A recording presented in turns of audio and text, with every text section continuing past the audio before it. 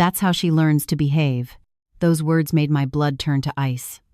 It has been 3 years since that dinner, and I can still hear the echo of that applause, the applause of a mother watching her son strike my daughter. My name is Audrey Vance. I am 57 years old. I am a high-stakes family attorney specializing in domestic violence cases. For 32 years, I have defended women who couldn't defend themselves. I've faced corrupt judges, violent husbands, and entire families that shielded an abuser. But nothing, absolutely nothing in my career prepared me to see my own daughter being beaten right in front of me. This is the story I never thought I'd have to tell. The story of how a Sunday dinner destroyed a family and how 30 seconds of silence changed the destiny of 4 people forever. Because, you see, they didn't know who they were dealing with. Let me take you back to that night. It was Sunday, March 20th. I remember the exact date because it was the birthday of my late husband, Richard. It had been 2 years since he died of a sudden heart attack, leaving me alone in our large home in the Upper West Side of Manhattan, a house that used to be filled with laughter.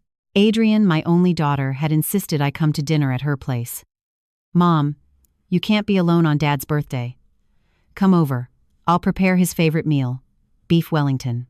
My daughter, my Adrienne, 32 years old, a brilliant research scientist. She had inherited her father's intelligence and my tenacity, or so I thought. I arrived at 7 p.m. at her house in Scarsdale, a beautiful estate they had bought just a year ago with the inheritance money Richard had left us. I had given her the full share of her inheritance against the advice of my accountant. "Mrs. Vance, you should put it in a trust," he had warned, "just in case." "Just in case of what?" I had asked him, annoyed. "Just in case my daughter married a man who would turn out to be a monster." I should have listened. When I arrived, the table was already set. Fine china, crystal glasses, scented candles. Adrienne had been cooking for hours. I could smell the pastry and the wine reduction.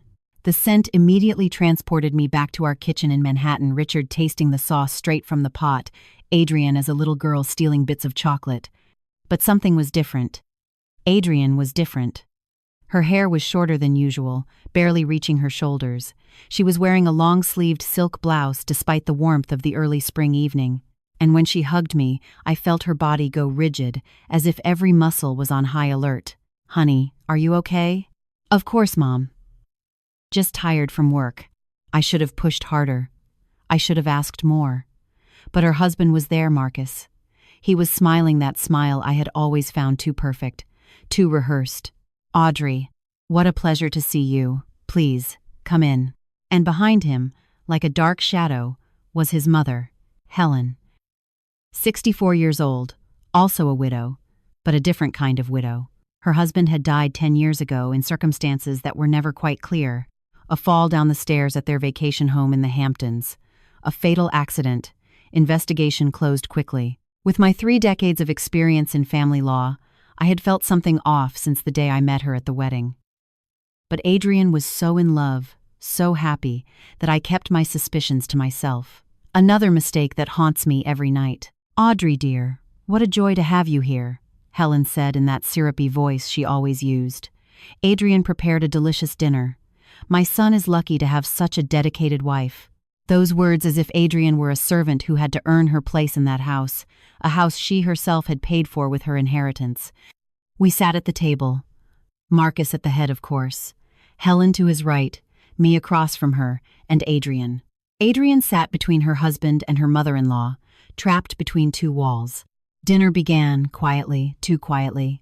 Helen talked and talked about her new interior design project, her friends at the country club, and how wonderful it was to have her son so close now that he lived in the same neighborhood.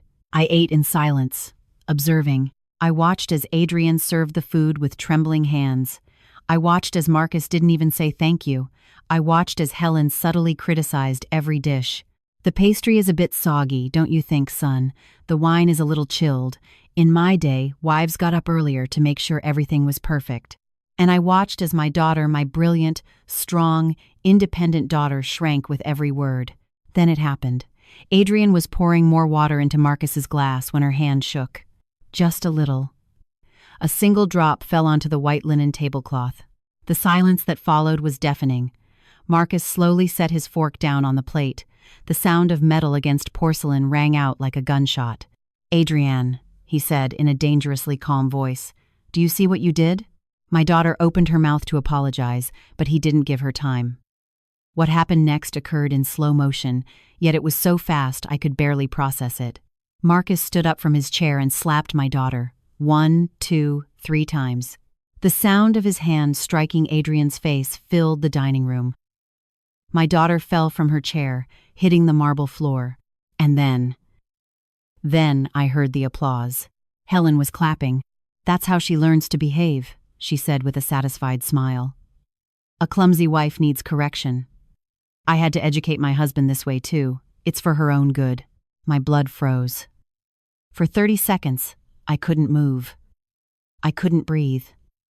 32 years of defending victims of violence, and I couldn't react when it happened right in front of my eyes. But those 30 seconds weren't paralysis. They were calculation. In my head, I began to process everything I was seeing with the coldness of a lawyer who had seen this hundreds of times.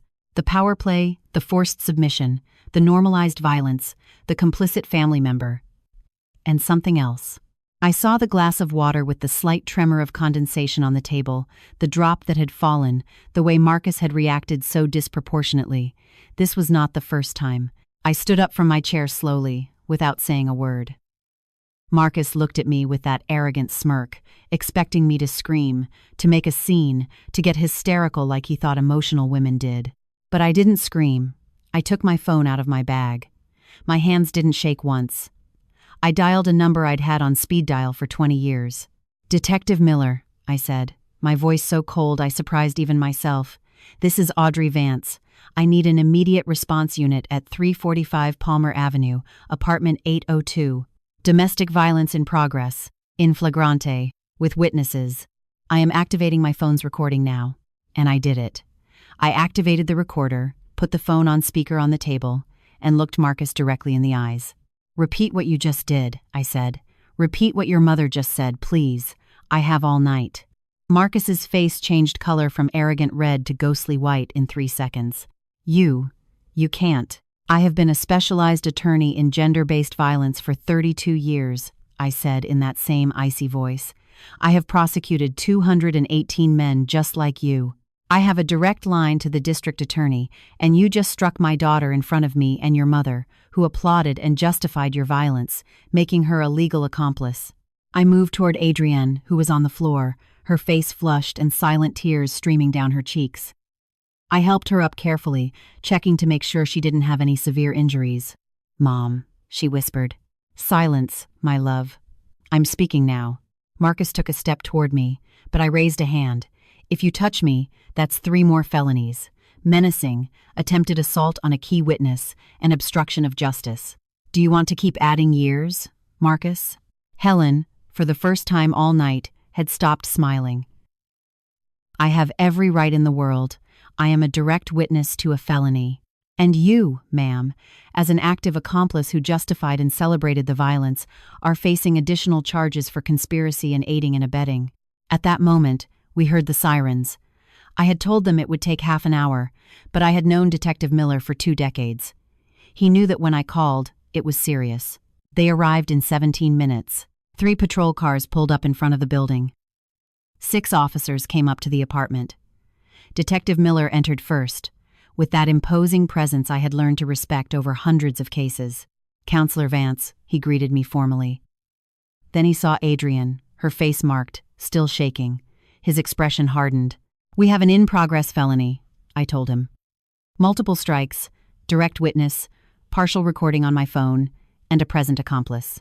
The detective nodded and looked at Marcus. "Sir, you have the right to remain silent." What followed was pure protocol. Marcus was arrested. Helen was also taken in as an accomplice. Both were handcuffed and led to the squad cars. Before leaving, Marcus looked at me with a hatred I will never forget. "This isn't over," he said. "My family has connections." "Well, your connections mean nothing when there is solid evidence and witnesses," I interrupted. "And if you even think about intimidating or approaching my daughter, I will personally ensure that every day of your sentence is spent in a maximum security facility." They were taken away. And for the first time that night, I held my daughter. She cried in my arms for what felt like an eternity. She cried away years of silence, of fear, of feeling trapped in a nightmare she didn't know how to end. "Why didn't you tell me?" I asked when she could finally speak. "I was ashamed, Mom. You've always been so strong, always defending other women. How could I tell you that I was a victim? How could I admit that I married a man who turned out to be exactly the kind of monster you fight?" I hugged her tighter. "That ends today." And so it did. But this story doesn't end with the arrest. This story is just beginning. Because what Marcus and Helen didn't know was that the universe has a very particular way of dealing out justice. And I was going to make sure every single one of their actions had a consequence. Sometimes we trust the wrong people. Have you ever been disappointed by someone you loved? Tell me your story. I want to hear it. Before I tell you what happened after that night, I need you to understand something important. I need you to know who Adrian was before Marcus. Because when you see a woman destroyed by violence, it's easy to forget that she was once a child who laughed without fear, a teenager full of dreams, a woman who walked through life with her head held high. Adrian was born on July 23rd, in the heat of summer. Richard and I had been married for just 2 years when she arrived, filling our home with a cry that, at the time, seemed like the most beautiful sound in the world. My husband was an architect, a noble man, the kind you don't find much anymore. He never raised his voice. He never raised his hand. When we had disagreements, we sat in the living room with coffee and talked until we found a middle ground. That's how we grew, and that's how Adrian grew. Our daughter was curious from the time she was little. I remember when she was only 4, she took apart the house phone because she wanted to see how the voices lived inside. Richard laughed for half an hour when he found the pieces scattered across the living room rug. "This girl is going to be a scientist," he told me, while we picked up screws from the floor. And he was right. Adrian was always brilliant, not just smart, but with that special spark of wanting to understand how everything worked. Plants, machines, chemical reactions, people. When she was 12, she won her first science fair with a project on water purification. I remember her face when they gave her first place, a mix of pride and that genuine humility she never lost. "Mommy, do you think Dad is proud?" "Your father has always been proud of you, sweetheart, since the day you were born." Richard was there in the audience, his eyes shining with held-back tears. That night, the 3 of us went to dinner at Adrian's favorite spot, a little bistro that made the best mac and cheese in the city. "To our scientist," Richard toasted, lifting his glass. "To our family," I said. "To being together," Adrian added with that smile that lit up any room. Asterisk, together, asterisk. That word was an anchor for us. We didn't have much money in those years. Richard's career was just taking off, and I was still building my reputation as an attorney. But we had something more valuable. We had each other. Sundays were sacred in our house. Richard would cook. It was his specialty, a recipe he'd inherited from his grandmother. He'd spend hours prepping, adjusting the seasoning, slow roasting the meat. Adrian and I were his official assistants. She measured ingredients with scientific precision. I told family stories my husband loved to hear. "Did I tell you about the Dominguez case yet?" I'd ask while chopping onions. "Mom, you've told us that case 20 times. Adrian would laugh. "But okay, tell us again." And so we spent our afternoons between laughter, simmering pots, and the smell of fresh bread. God, I miss those Sundays. Adrian grew up fast, too fast, the way all children do when you aren't paying attention. Suddenly she was 15, then 18, then she was heading off to college. She studied chemical engineering at MIT. She was always top of her class, not because she was an obsessive perfectionist, but because she genuinely loved what she did. She'd come home excited, talking about exothermic reactions, mass balances, and industrial processes I could barely understand. "Mom, did you know we can turn organic waste into clean energy? It's fascinating." Richard and I would listen, spellbound, proud to have a daughter so passionate about changing the world. When she graduated with honors at 24, Richard cried through the entire ceremony. He didn't bother hiding the tears. He was too happy, too proud. "That's my daughter," he told anyone sitting near him. "That's my Adrian." After graduation, we took a photo of the 3 of us together. That photo is now framed in my living room. Adrian in the middle, holding her diploma, with Richard and me on either side hugging her. We're all smiling. We didn't know that would be one of the last complete photos we'd ever have as a family. Adrian got a job immediately at a major pharmaceutical company. She was a researcher developing new processes for more accessible generic medications. Her dream had always been to use science to help people. "I don't want to work just for money, Mom. I want my work to mean something." And it did. Within 2 years, she was a project lead. She published papers in international scientific journals. She traveled to conferences in Europe and the San Francisco Bay Area. She was independent, successful, happy. She lived alone in a small but cozy apartment in Chelsea. On weekends, she'd go for runs in Central Park, go out with her college friends, visit museum exhibits, and every Sunday without fail, she came home for dinner. That was our untouchable tradition. Until she met Marcus. It was at an industrial engineering conference 5 years ago. He worked for a consulting firm, presenting a project on process optimization. Adrian was there as a representative of her pharma company. "Mom, I met someone," she told me that afternoon over the phone, with an excitement in her voice I hadn't heard before. My heart skipped a beat, not out of joy, but with that premonition every mother has when her daughter is growing up, when she's about to share her life with someone else. "Tell me." "His name is Marcus. He's an industrial engineer. He's smart, funny, and has incredible eyes." We talked for 3 hours after the conference. 3 hours, Mom. I didn't even notice the time. I wanted to be happy. I wanted to feel that pure joy a mother should feel when her daughter falls in love for the first time. But something deep inside me stirred. A silent alarm I didn't know how to interpret at the time. "When do we get to meet him?" "Soon, very soon. I want you and Dad to meet him." 3 weeks later, Marcus came to dinner. He arrived on time with an expensive bottle of wine and flowers for me. Well-dressed, well-groomed, with that perfect smile I mentioned before. Asterisk, 2 times perfect. "Mrs. Vance, it's an honor to meet you. Adrian has told me so much about you and your work. I deeply admire what you do for victims of violence." The right words, the right tone, the right posture. Richard shook his hand. They talked about architecture and engineering, about projects and professional perspectives. My husband seemed comfortable with him, but I watched him. I watched how he subtly interrupted Adrian when she spoke. I watched how his smile didn't quite reach his eyes. I watched how, when Adrian mentioned a recent professional achievement, he quickly steered the conversation back to his own successes. Small, insignificant details to a normal person, but I had spent 30 years looking at patterns, and I recognized the red flags. That night, after Marcus and Adrian left, Richard found me in the kitchen, silently washing dishes. "What's wrong, honey?" he asked, knowing my silence better than anyone. "I don't know. Something doesn't add up. Give it time. It's the first time you've seen Adrian in love.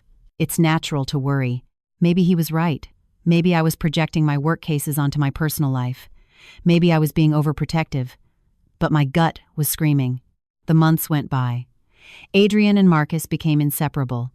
She started talking less about her work and more about him. She stopped going to the gym because Marcus preferred they spend that time together. She stopped going out with her friends on Fridays because he wanted that to be their special night. "Mom, I'm happy, really happy." I wanted to believe her. God knows I wanted to believe her. Then we met Helen. It was 6 months later, at a family brunch Marcus organized. His mother had just moved to the city from Connecticut, she told us, to be closer to her son. "He's all I have since my husband died," she explained in that syrupy voice I later learned to detest. Helen was different from anyone I'd ever met, elegant in appearance, but with an energy that occupied the entire room. She talked non-stop, always directing the conversation back to Marcus, how wonderful he was, how much she had suffered to raise him alone after her husband's death. "It was a terrible accident," she said, her eyes dramatically damp. "He fell down the stairs. I never got over the loss," but her body language didn't match her words. There was no real grief in her expression, only performance, and the way she looked at Adrian as if evaluating her, measuring her, deciding if my daughter was good enough for her son. After that brunch, Richard and I talked until dawn. "That woman gives me a bad feeling," I said. "Me too. But Audrey. Adrian is an adult. We can't—" I know, but something is wrong. I can feel it." Richard hugged me that night as he had thousands of times in our marriage. "If something is wrong, Adrian will see it. We raised her to be smart, to be strong. Let's trust her. And I did. That was my mistake. A year later, Marcus proposed to Adrian an elaborate proposal in the Berkshires, with rose petals and violinists. She said yes, crying with happiness. When she told us, I hugged my daughter and told her I was happy for her. And part of me was. The other part, the experienced lawyer screamed in silence. The wedding was beautiful. 200 guests at an estate in Westchester. Adrian was radiant in her white dress, like all brides. Richard walked her down the aisle. I remember him looking at me before handing her over, and in his eyes, I saw the same worry I felt. But it was too late. We had already said yes. We had given our blessing. The first few months of marriage seemed normal. Adrian still came home on Sundays, though now with Marcus. We still had dinner, though the conversations no longer flowed with the same naturalness. Marcus always had an opinion on everything. He always corrected some detail of Adrian's stories. He always shifted the attention to himself. And Adrian began to speak less. Then Richard died. It was sudden, a massive heart attack while he slept. He went in peace, without pain, but he went too soon. 62 years old. We still had so many years ahead of us, so many more Sunday dinners, so many stories to create, so many grandchildren to meet. But he was gone, and with him went the balance of our family. The funeral was a whirlwind of grief. Adrian cried in my arms like she hadn't since she was a little girl. Marcus was there, polite and appropriate, but distant as if he were fulfilling a social duty rather than comforting his wife. Helen, for her part, spent the whole funeral comparing Richard's death to her own husband's. I know exactly how you feel, Audrey. I also lost the love of my life, though I must say my loss was more traumatic because it was violent. Even in my grief, I recognized the manipulation, but I was too broken to confront it. The weeks after the funeral were the darkest of my life. The apartment in Manhattan felt empty, full of ghosts of a life that no longer existed. Richard's coffee mug still in the kitchen cabinet, his robe hanging in the bathroom, his architecture books in the study. Adrian came every day. She stayed with me. She prepared food I couldn't eat. She forced me to shower, to get out of bed. Mom, you have to keep going. Dad would want you to keep going. She was right, but going on without Richard was like breathing without air. It was during those months that Marcus began to change, or maybe he didn't change, but showed who he had always been. He began to suggest that Adrian shouldn't visit me so much. Your mother is fine. She needs to learn to be independent. He began to criticize her work, her clothes, her schedule. Why are you coming home so late from the office? What are you really doing? And Adrian, devastated by the loss of her father, vulnerable and seeking stability, began to give in. She stopped coming as often. She stopped telling me as much. She stopped being the woman she had been. I noticed it in the phone calls, how her voice had lost its spark, how she always spoke in whispers, as if someone were listening. Honey, are you okay? Yes, Mom. Just tired from work. The same answer. Over and over. And I, submerged in my own mourning, didn't push hard enough. Another mistake I carry. 6 months after Richard's death, the inheritance came through. Richard had been a successful architect. He had invested well, saved for our future. He left Adrian and me a considerable amount. I gave Adrian her full half. No strings attached, nearly $1 million. Mom, this is too much. You should keep more. No, my love. Your father wanted you to have security. He wanted you to be able to follow your dreams without financial worries. With that money, Adrian and Marcus bought the house in Scarsdale, a beautiful residence that should have been a home full of love, but became a prison. Visits became more spaced out. Adrian always had an excuse: work, renovations, commitments with Marcus's family. When I did see her, I noticed subtle changes. Shorter hair, more conservative clothes, heavier makeup. Mom, I like this new style. But in her eyes, there was something I had never seen before: fear. And I, blinded by my own pain, by my own grief, didn't recognize it until that night, that goddamn night of March 20th, the night that changed everything. The night I finally opened my eyes and saw what had been happening under my nose for 2 years. My daughter was not okay. My daughter hadn't been okay for a long time, and I had been too lost in my own sadness to notice.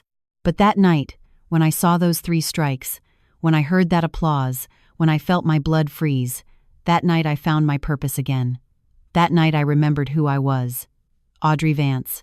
Attorney, fighter, mother, and no one, absolutely no one, was going to touch my daughter without consequences. As I tell you all this, I wonder where you are listening from. Write the name of your city in the comments. The first fracture wasn't a blow. It was something much more subtle, much more dangerous. It was a word. Let me explain. After that night on March 20th, when Marcus and Helen were arrested, Adrian stayed with me at my apartment. I didn't want her to go back to that house in Scarsdale. Not that night. I needed to have her close, to make sure she was safe. I took her to her old room, the one we had kept exactly as she left it when she moved out. Her twin bed with the sky blue quilt she'd picked out herself at 15, her diplomas and awards still hanging on the wall, the photo of her with Richard at her graduation on the desk. "Mom, it's been so long since I slept here," she said in a voice so small it broke my heart. I helped her change. I gave her one of my clean pajamas. I made her chamomile tea with honey, like I did when she was a little girl and couldn't sleep. We sat on her bed like so many nights of her childhood. "Tell me everything," I said softly. "From the beginning. I need to know when it started." Adrian was silent for a long time. She stared intently at her teacup, watching the steam rise in delicate spirals. Finally, she spoke. "Do you remember our honeymoon in Greece?" Of course I remember. It had been 3 years ago. Adrian had come back with hundreds of photos. The impossible blue sea of Santorini, the ruins of Athens, the sunsets in Mykonos. In all the photos, she was smiling. She looked radiant, happy. "On the last night in Santorini," Adrian continued, "we were having dinner at that restaurant with the ocean view. I remember I sent you that photo." I nodded. I remembered it perfectly. Adrian in a white dress, the sun setting behind her, her smile wide and genuine. We had been drinking wine. We were celebrating. A waiter came to our table. A young Greek guy, very polite. He asked in English if everything was okay with the food. I told him yes, everything was delicious. We talked for maybe 30 seconds. Adrian took a sip of her tea. Her hands were shaking slightly. When the waiter left, Marcus went quiet. I thought he was just enjoying the view, the moment, but when I looked at him, he had that expression. That expression I later learned to fear. What kind of expression? Cold, distant. As if I were suddenly a stranger. What happened? We finished dinner in silence. We went back to the hotel. I thought it would pass, that maybe it was the wine or the travel fatigue. But when we got to the room, he closed the door and looked me straight in the eyes. Adrian paused, took a deep breath. I waited, giving her the space she needed. He called me a flirt. A single word. But the way Adrian pronounced it, with that weight, with that contained pain, made me understand that it hadn't been just a word. It had been a sentence. I asked him what he meant. He told me he'd seen how I smiled at the waiter, how I prolonged the conversation unnecessarily, how I was clearly seeking his attention. I told him he was crazy, that I was just being polite, that that's how I was with everyone. And then he laughed. He laughed, Mom. But it wasn't a normal laugh. It was a condescending laugh, as if I were a foolish little girl who didn't understand the world. What did he say? He told me that maybe I didn't realize what I was doing. That maybe I was so naturally flirtatious that I didn't even notice. That his mother had warned him that women who were too independent like me sometimes didn't know how to behave appropriately in a marriage. I felt the rage rise in my throat, but I held it back. I needed to hear everything. I spent the rest of the night apologizing, Mom. Apologizing for something I hadn't done, because he made me feel like maybe I had times done something wrong without realizing it. That maybe I had been inappropriate. That maybe I needed to be more conscious of how my actions could be misinterpreted. That was the first fracture. I didn't realize it. At the time, I thought it was a misunderstanding. I thought I was being sensitive because it was our honeymoon, and I wanted everything to be perfect. Adrian wiped a tear that had started to fall, but the next day, at the airport on the way back, he bought me roses. Red roses. He hugged me and told me he was sorry, that he had overreacted, that it was because he loved me so much that the idea of losing me made him irrational. The classic cycle. Explosion, honeymoon phase, tense, calm, explosion. I had seen it hundreds of times in my cases, and now I was seeing it in my own daughter. When was the next time? 2 months later. We went to a company event for my firm. It was a celebration. We had closed a major contract. My boss, Dr. Ramirez, congratulated me publicly and gave me a hug. A professional, appropriate hug, the kind you give in work contexts. Marcus confronted you? He screamed at me for the first time that night. He said I had humiliated him, that everyone at that party had seen how I allowed my boss to touch me, that I clearly had no respect for our marriage. I explained that he was my boss, that it was a professional hug, that there were 50 other people there. But he wouldn't listen. He kept screaming. He called me naive, called me stupid. He told me that obviously my boss wanted something more, and that I was too stupid to see it. Adrian leaned back against her headboard, exhausted from recounting memories she'd clearly been keeping bottled up for a long time.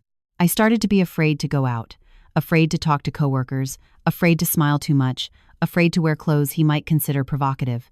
I started constantly measuring myself. Asterisk, is this blouse appropriate? Is this conversation innocent? Could this smile be misinterpreted? Asterisk.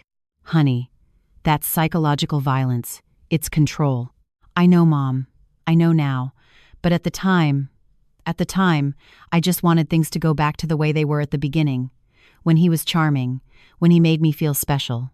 I kept thinking that if I behaved correctly, if I was the perfect wife, he would go back to being that man I fell in love with. I recognized my own failure in that moment. All the times Adrian had canceled plans with me, all the times she'd stopped coming on Sundays, all the times her voice sounded dull over the phone. I had thought it was grief for Richard, that it was the natural adjustment of marriage, that it was just busy adult life. But it had been this: systematic isolation, gradual control, invisible violence. When did the hitting start? I asked, though part of me didn't want to know the answer. Adrian closed her eyes. 8 months ago, a few days after we bought the house. The house bought with her father's money. The money Richard had left so she would have security, freedom, options. The irony was cruel. I was excited about the house. I wanted to decorate it, make it ours. I hired an interior designer, a very talented young guy recommended by a friend. His name was Sebastian. I already knew where the story was going. Sebastian came over often, taking measurements, showing me color options, furniture. He was always professional. But Marcus didn't like it. He said he spent too much time in our house, that he clearly had intentions. I told him he was gay, Mom. Sebastian was openly gay. He was engaged to his partner. I showed Marcus his Instagram profile where he was clearly with his boyfriend. But Marcus didn't care. He said he could be bisexual, that he could be lying, that I was too trusting. He made you fire him? I had to let Sebastian go, make up an excuse. Sebastian felt terrible. He thought he'd done something inappropriate. I had to lie to him, and that was when we had the worst argument up to that point. I told Marcus he was being irrational, that he had no right to control who I worked with, that this was my house too, bought with my money. Adrian opened her eyes. They were red, swollen. He pushed me against the wall. He didn't hit me, not with a closed fist, but he pushed me so hard I hit my head against the drywall. I saw stars for a few seconds. I felt nauseous. He apologized immediately. He cried. He said he didn't know what had come over him, that I had provoked him by mentioning my money when we were supposed to be a team, that he was under a lot of stress at work, that his mother was sick, and he was worried. Did he buy your forgiveness? Literally. The next day he came home with a diamond necklace. He took me to the most expensive restaurant in the city. He told me he was going to change, that he was going to go to therapy, that he loved me more than anything in the world. Did he go? He went to 2 sessions. Then he said the therapist didn't understand him, that the therapist was on the women's side and that it wasn't fair. Of course not. Abusers never accept responsibility. They always find excuses. They always blame others. They always victimize themselves. The following months were a roller coaster. Some weeks he was the perfect man. He'd bring me flowers, write me sweet messages, treat me like a queen. Other weeks he was a stranger, cold, critical, controlling. And Helen? I asked. Where was Helen in all this? Adrian's face hardened. Helen made everything worse, Mom. She moved closer to us 6 months ago. She bought a condo 3 blocks from our house. 3 blocks. And she started coming over every day. Every day, Mom. Sometimes without warning. She had keys because Marcus had given her a set, and she'd walk in like it was her own house. One day, I came home from work and found her reorganizing my kitchen. Moving my things, throwing away spices she said were expired, changing where the plates were. I told her as politely as possible that I appreciated the help, but I preferred to organize my own kitchen. Do you know what she said to me? I shook my head. She said, "A good wife accepts advice from her mother-in-law." I raised Marcus alone, working double shifts, sacrificing everything for him. The least you can do is let me help you be the wife he deserves. The wife he deserves, I repeated bitterly. Helen had an opinion on everything. On my clothes, asterisk, that skirt is too short. What will people think? Asterisk, on my work, asterisk, you should consider reducing your hours. Men need their wives to be available. Asterisk, on my cooking, asterisk, Marcus's steak is overcooked. Clearly you don't know the proper way to sear it. Asterisk, and Marcus.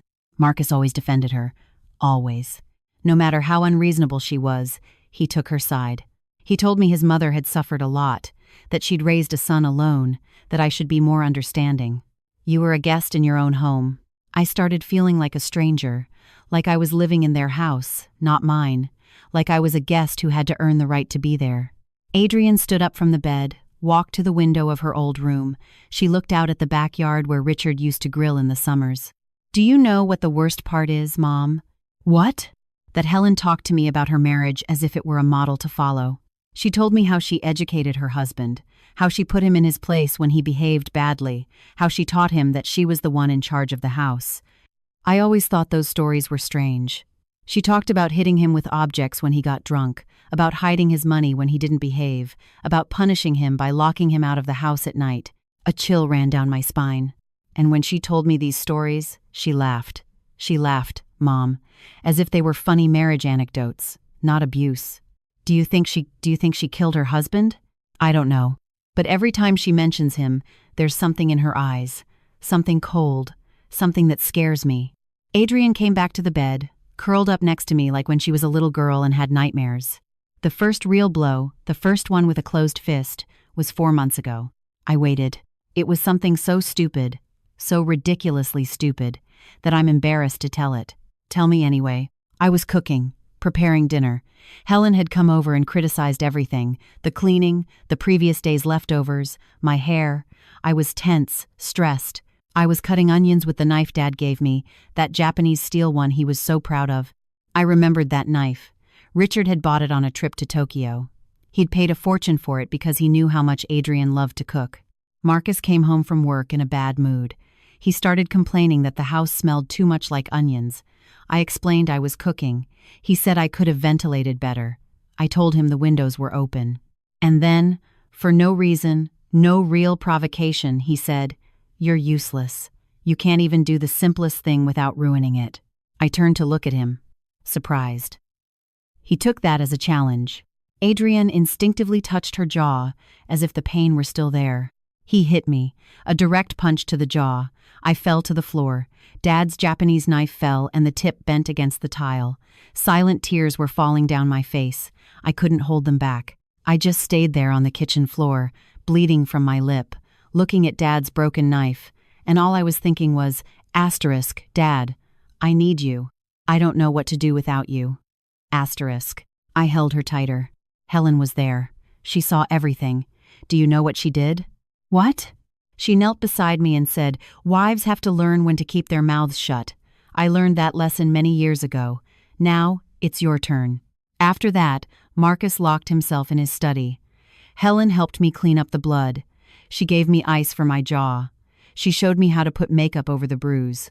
Asterisk yellow corrector first, then your skin tone, then powder. Asterisk, she explained it with all the calm in the world, as if it were a normal beauty tutorial. I asked her if she had gone through this, if her husband had ever hit her. She looked me straight in the eyes and said, "No, dear, I was smarter. I learned to control the situation before it escalated. The pieces were starting to fit in my head. Helen hadn't been a victim. Helen had been a perpetrator.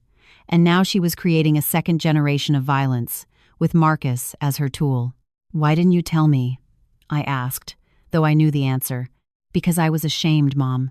Because my whole life I watched you defend other women. Because you are strong, unbreakable, brave. How could I tell you that I, your daughter, had become exactly the kind of woman you rescue? Besides," she continued, "Marcus always apologized afterward. He always promised to change. He always convinced me it was my fault for provoking him. And part of me was still in love with the man I met 5 years ago. I kept waiting for that man to come back. But he was never going to come back, because that man never existed. It was a mask, and the mask fell off once you were already trapped." We were silent for a long time. The clock in the living room struck 3 a.m. "What's going to happen now?" Adrian finally asked. "Now," I said, with a determination I hadn't felt in years. "Now we are going to make sure Marcus and Helen face the consequences of every single one of their actions. We are going to use every legal tool we have, and we are going to get your life back. And if he gets out, if he comes looking for me, he won't get out, not if I can help it. And if he does, he'll have a restraining order so solid he won't even be able to think about you without violating the law." Adrian finally smiled. A small, weak smile, but a real one. "I missed you, Mom. I missed this version of you, the warrior. I never left, honey. I was just asleep for a while. But I'm awake now." That night, we both fell asleep in her bed, hugging like when she was 5 and thunderstorms scared her. But this time, the storm had already passed. Or so we thought. Because what we didn't know was that Marcus and Helen weren't going to give up so easily, and the true battle was just beginning. I still wonder if I did the right thing by calling the police that night, or if I should have planned more carefully. What would you have done in my place? The days after the arrest were strange, strangely silent, strangely peaceful, as if the world had pressed pause. Adrian stayed with me in the city. We didn't talk much about going back to the house in Scarsdale. Neither of us wanted to face that conversation yet. In the mornings, I made coffee. Adrian sat at the kitchen counter, wrapped in one of my robes, looking out the window. Sometimes we talked. More often we remained in a comfortable silence. The kind of silence that only exists between people who know each other deeply. It was the 4th day after the arrest when the first call came. I was in my study reviewing documents to prepare the formal case against Marcus and Helen when my phone rang. Unknown number. I usually don't answer unknown numbers, but something made me press the green button. Counselor Vance. It's a woman's voice. Older, refined, with that tone of authority that comes from years of privilege. "Yes." "Who is this?" "My name is Christine Richmond. I am a close friend of Helen's." Of course she was. "How can I help you?" "Actually, I can help times you asterisk, counselor.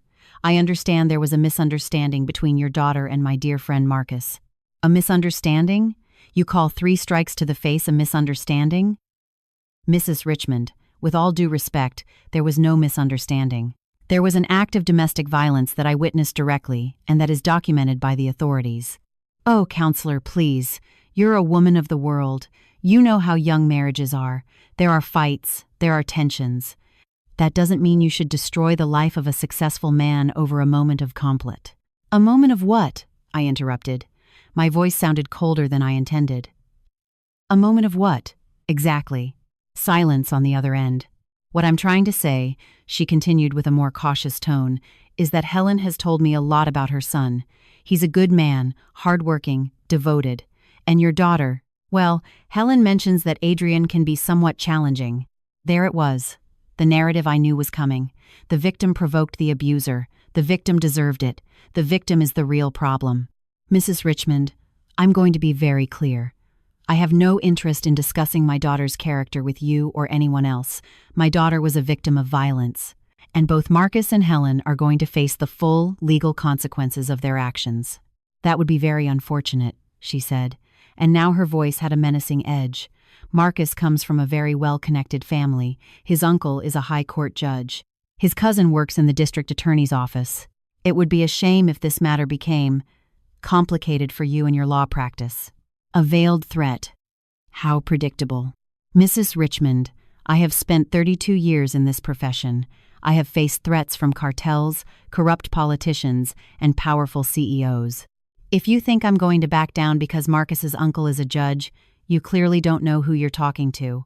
Furthermore, I continued, every word of this conversation is being recorded, as is my legal right, and any attempt at intimidation or interference with an active case constitutes obstruction of justice. Do you wish to continue? She hung up immediately. I sighed and saved the recording in 3 different locations: my phone, my computer, and the cloud. 32 years had taught me to document absolutely everything. Adrian appeared at the study door. Who was that? I told her about the call. I saw her face go pale. Mom, Christine Richmond is one of the most influential women in the community. If she's on Helen's side, it doesn't matter whose side she's on. Justice doesn't work through social connections. But even as I said those words, I knew they weren't entirely true. Justice times should times work that way. But in reality, connections mattered. Power mattered. Money mattered. And Marcus apparently had more connections than I had anticipated. The second call came that same afternoon.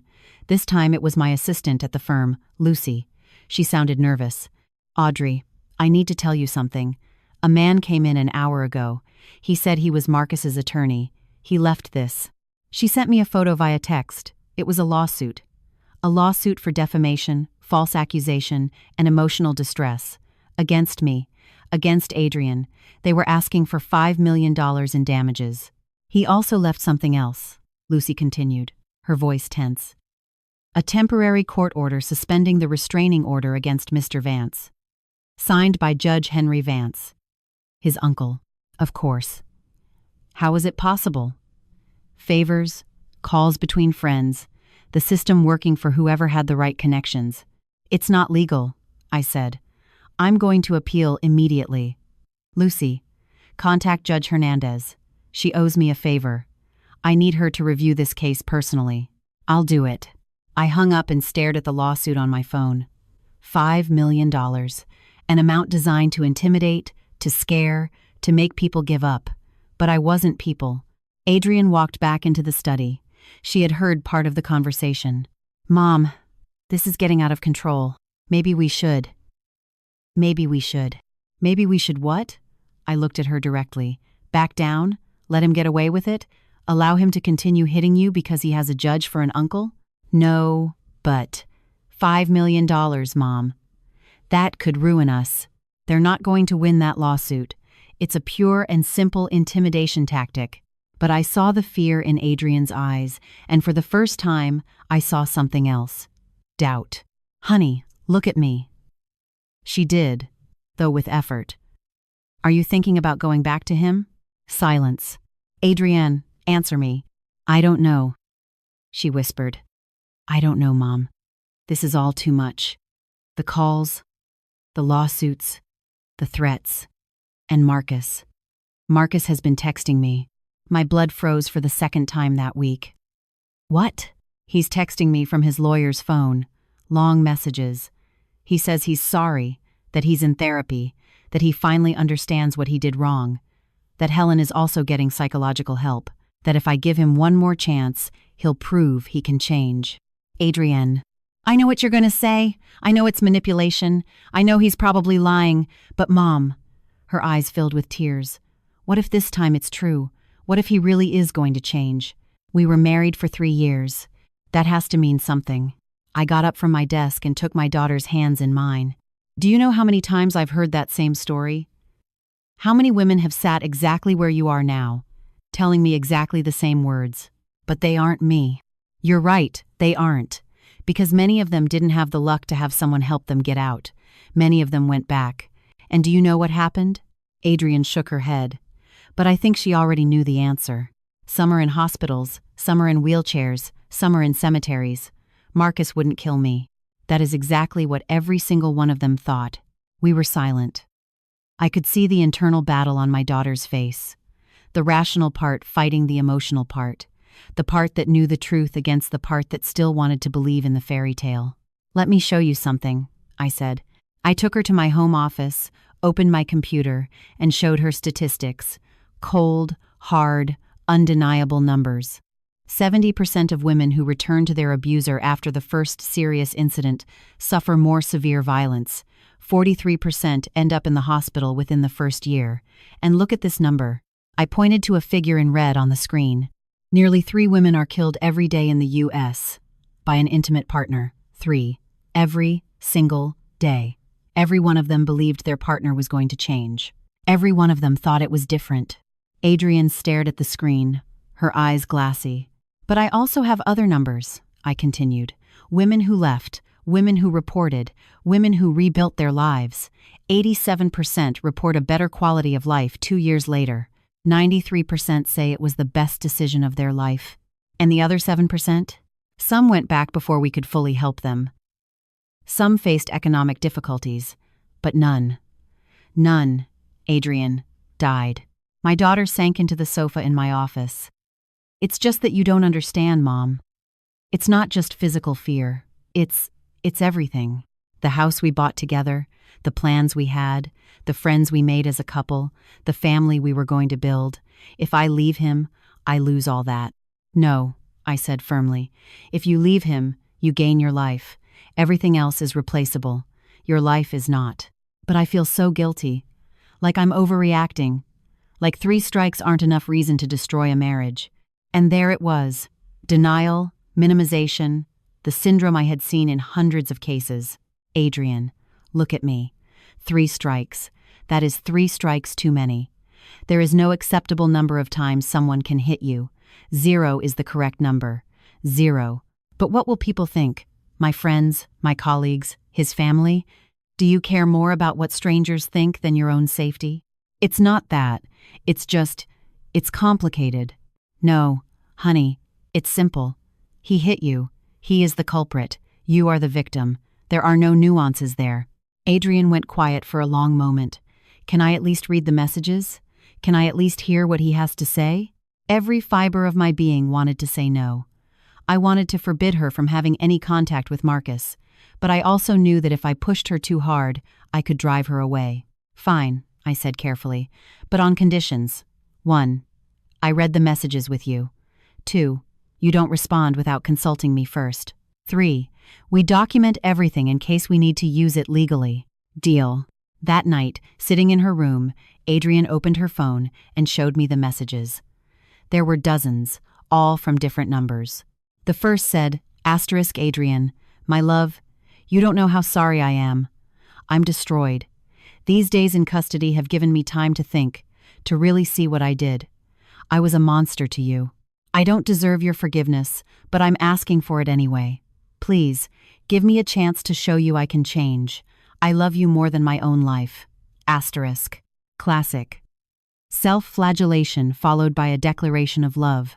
The second, I talked to a psychologist here. I was diagnosed with an impulse control disorder related to childhood trauma. I finally understand where my violence comes from. My mother, she hurt me a lot when I was a kid. I know it's no excuse, but it's an explanation. I'm working on it. For you, for us, Now he was blaming his mother.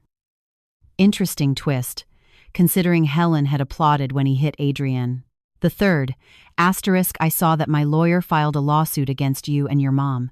Please believe me that I didn't want that. It was my family's decision. I just want to resolve this privately, as a couple. Tell them to drop the lawsuit. Just give me the chance to talk to you face to face, without lawyers, without your mom interfering.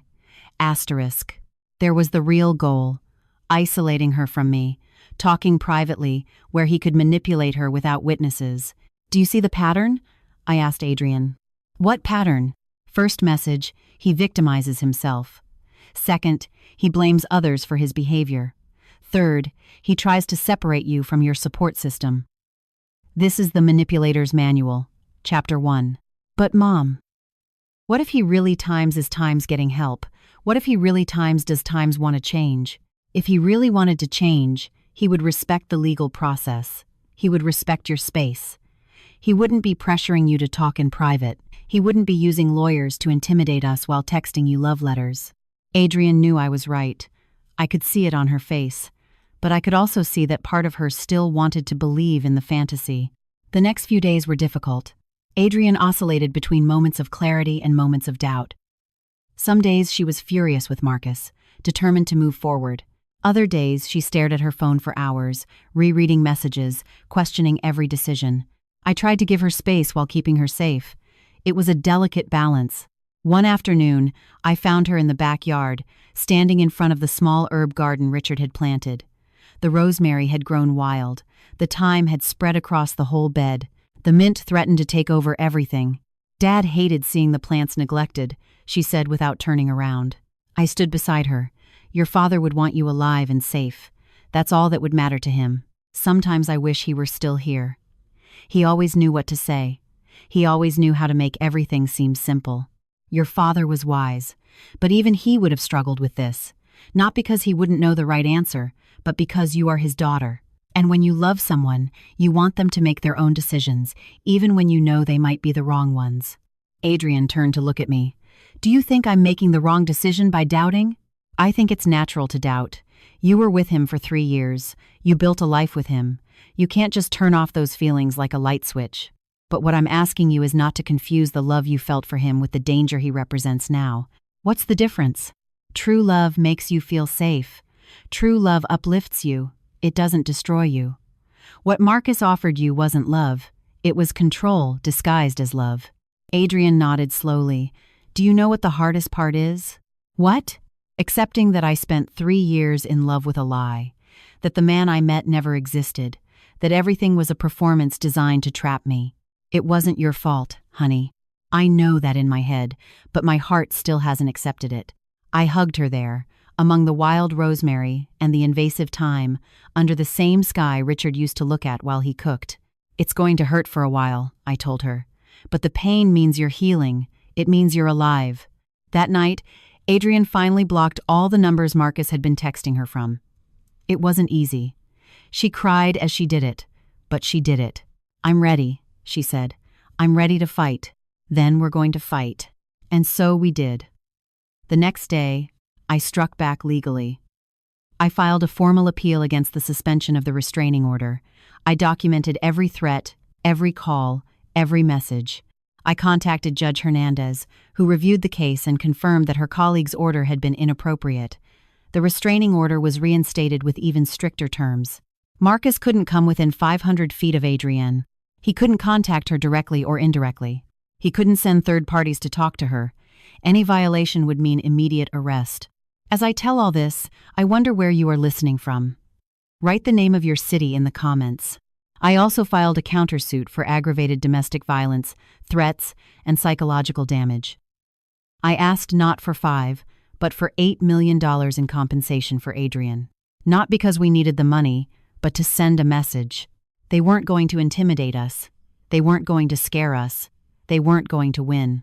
But while I fought in the courts, Marcus and Helen fought on another battlefield. One I didn't anticipate. One that almost destroyed us. The social war began 3 weeks after the arrest. It was subtle at first. So subtle I almost didn't notice. Adrian had started going out of the house more. Small steps. She went to the grocery store. She went to her hair salon. She was trying to regain some normalcy while we waited for the court hearings. She returned from the salon one afternoon with a pale face. What happened? I asked immediately. Olga, she said. Olga was her stylist of 5 years, a cheerful woman who always had stories to tell. Olga was strange. Cold, distant. She barely spoke to me during the whole cut. Maybe she was just having a bad day. No, Mom, it was more than that. When I was paying, another client I know, Jennifer, arrived. We've seen each other there dozens of times. We always say hello. But today she saw me and literally turned around. She pretended to be looking for something in her bag until I left. A bad feeling settled in my stomach. Did you say anything? Did you ask? I asked Olga if I'd done something wrong. She just shook her head and told me she was in a hurry because her next appointment was arriving. But Mom, her schedule was empty. I saw it. The next day, Adrian received a message from her best friend from college, Sarah, or who had times been her best friend. The message said, Adrian, I'm sorry, but I think we need to take some time apart. My husband works in the same industry as Marcus, and he says this whole situation is very complicated. I can't afford to be involved. I hope you understand. Best of luck, *. Adrian showed me the message with trembling hands. Sarah and I were roommates for 4 years in college. 4 years, Mom. She was my maid of honor. And now she's abandoning me because her husband says it's complicated?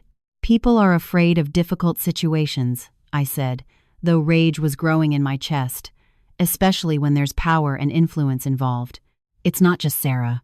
Look, she showed me her Instagram. She had lost nearly 100 followers in the last few days. Her latest post, a photo of a sunset I'd taken from my garden, had only 3 likes. Before, she used to get over 200. I checked the comments on her old posts. Someone had been leaving anonymous messages. Asterisk. Don't you feel ashamed to destroy a good man's life? Asterisk. Asterisk. We all know you provoked the situation and now you're playing the victim. Asterisk. Asterisk. Your mother-in-law told me the truth. You're a manipulator. Asterisk. When did these comments start? About a week ago. I delete them, but they keep appearing. They come from different accounts every time. It was an organized campaign. I recognized it immediately. I had seen this tactic before in other high-profile cases. Helen, I said, do you think she's behind this? I'm sure of it. And I was right. 2 days later, my assistant Lucy called me with urgency. Audrey, you need to see this. She sent me a link to a blog. It was called Times, The Truth Behind False Accusations. Asterisk. It was anonymous, but professionally designed. The most recent post was titled, Asterisk, the Case of Marcus Fiff, When a Corrupt Family Destroys an Innocent Man, Asterisk. I read it with growing horror. The article painted Marcus as a loving and successful husband, the victim of a radical feminist lawyer, May, and her manipulative daughter. It said we had made everything up to keep his money, that we had a history of falsely accusing men, and that I had been reprimanded for unethical conduct on multiple occasions. Everything was a lie. Every word. But it was written convincingly, with anonymous sources, confidential documents, and photos taken out of context. There was a photo of Adrian at a party, laughing and holding a glass of wine. The caption said, Asterisk. This is what a traumatized woman looks like. Adrian V. 2 days after destroying her husband's life. Asterisk. The photo was from 6 months before the hitting, from a work dinner. But without context, it looked like evidence that she was lying. There was another photo of me leaving a courthouse with a serious expression. The caption, Asterisk Audrey Vance, known for her aggressive tactics and hatred of men, has found her next victim in her own son-in-law. Asterisk. This is pure defamation, I told Lucy. I'm going to sue. There's more, she said with a tense voice. The blog has been shared nearly 3,000 times in the last 24 hours.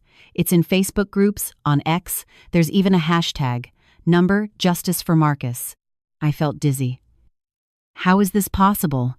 Someone is paying to promote it. Probably bots, fake accounts, paid influencers. This is a professional character assassination campaign, Audrey. I showed the blog to Adrian. I watched her read it with tears falling down her face. They're destroying my reputation, she whispered. They're making it look like everything is my fault. What are people at my work going to think? What are my colleagues going to think? As if the universe had heard her question, her phone rang. It was her boss at the pharma company, Dr. Mendez. Adrian put it on speaker. Adrian, we need to talk, Dr. Mendez said without preamble. Her voice sounded uncomfortable.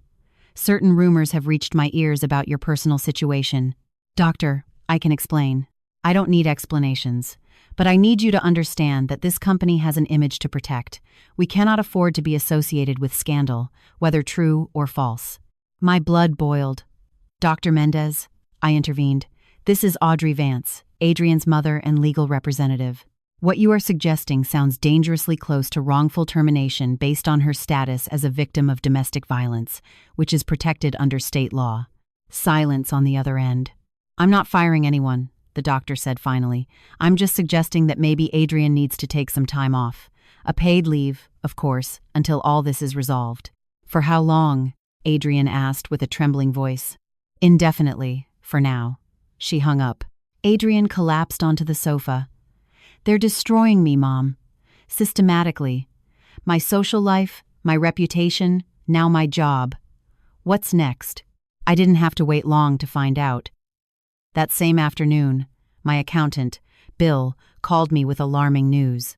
Audrey, "We have a problem. Someone filed a report with the IRS alleging that you've been evading taxes for years." "What? That's absurd." "I know. Your records are impeccable. But now you'll have to prove it. They're going to audit your firm. Every one of your cases from the last 5 years. All your accounts. Who filed the report?" "It's anonymous." "But Audrey." "It came with documents. Forged documents, I'm sure, but very well made. Someone invested time and money in this. Helen, Marcus, their network of influences. They were attacking from all fronts. How long will the audit take?" "Months, maybe a year. And in the meantime, your reputation will be under scrutiny. Clients will doubt. Cases could be delayed." I hung up and looked at Adrian. "They're playing dirty. What are we going to do?" "The same thing I always do. Fight with the truth." But even as I said those words, I felt the pressure. For the first time in my 32-year career, I felt real fear. Not for myself, but for my daughter. For what this war could do to her. The next few days brought more revelations. We discovered that Helen had been organizing meetings with the wives of influential men in her social circle. She told them her version of the story, that Adrian was an unstable woman who had seduced her son for his money. Ironic, considering Adrian had more money than Marcus, that I had manipulated her into filing false charges, and that they, as respectable women, should protect their own husbands from false accusations by supporting Marcus. It was brilliant, in a twisted way. Helen had turned the case into a class and gender war, painting herself and her son as victims of a feminist conspiracy, and many women believed her. One afternoon, Adrian received an Instagram message from an account she didn't know. The message included photos of my apartment, photos taken from the street, photos of the windows, photos of the garden. The message said, "Asterisk, nice apartment. It would be a shame if something happened to it." Asterisk. I immediately called Detective Miller. "This is direct intimidation. Counselor, I can put extra patrols on your street, but I don't have the resources for 24-hour protection, and until something happens? In the meantime, document everything, install security cameras, and be careful." That night, I installed cameras, reinforced the locks, bought a new alarm system, and for the first time in years, I slept with my phone right next to my bed, ready to call 911 at any moment. Adrian was in her room, but she wasn't sleeping. I could hear her crying quietly through the wall. I got up and went into her room. I found her sitting on her bed, surrounded by old photographs. Photos of her and Sarah, photos of her with her colleagues from work, photos of her wedding. "I was thinking," she said without looking at me, "about how everything can be destroyed so fast. 2 months ago, I had a life. I had friends, a career, a house, a husband. I thought I knew who I was. And now I have nothing. You have me. I know, and I'm grateful. But Mom, I'm tired. I'm so tired of fighting, of defending myself, of justifying my existence, of proving over and over that I'm not lying." She turned to look at me, and in her eyes, I saw something that terrified me. I saw surrender. "Sometimes I think," she continued, "that it would be easier to just call him, ask for his forgiveness, tell him I overreacted, go back to him. At least then all this would stop." "Adrienne, no. Why not? Look at what's happening. They're destroying us. You, me, everything Dad built. Your firm, your reputation, my career, everything. Is it worth it? Is it really worth it for 3 strikes?" I sat beside her and took her face in my hands, forcing her to look at me. "Listen to me carefully. This is exactly what they want. They want you to give up. They want you to believe that times are the problem. They want you to think that the abuse is preferable to the battle. But I'm so tired." "I know, honey. I know. But you have to understand something. This darkness you feel now, this exhaustion, this fear, it's temporary. But if you go back to him, if you surrender, that will be permanent. Or until he kills you. He wouldn't kill me. You don't know that.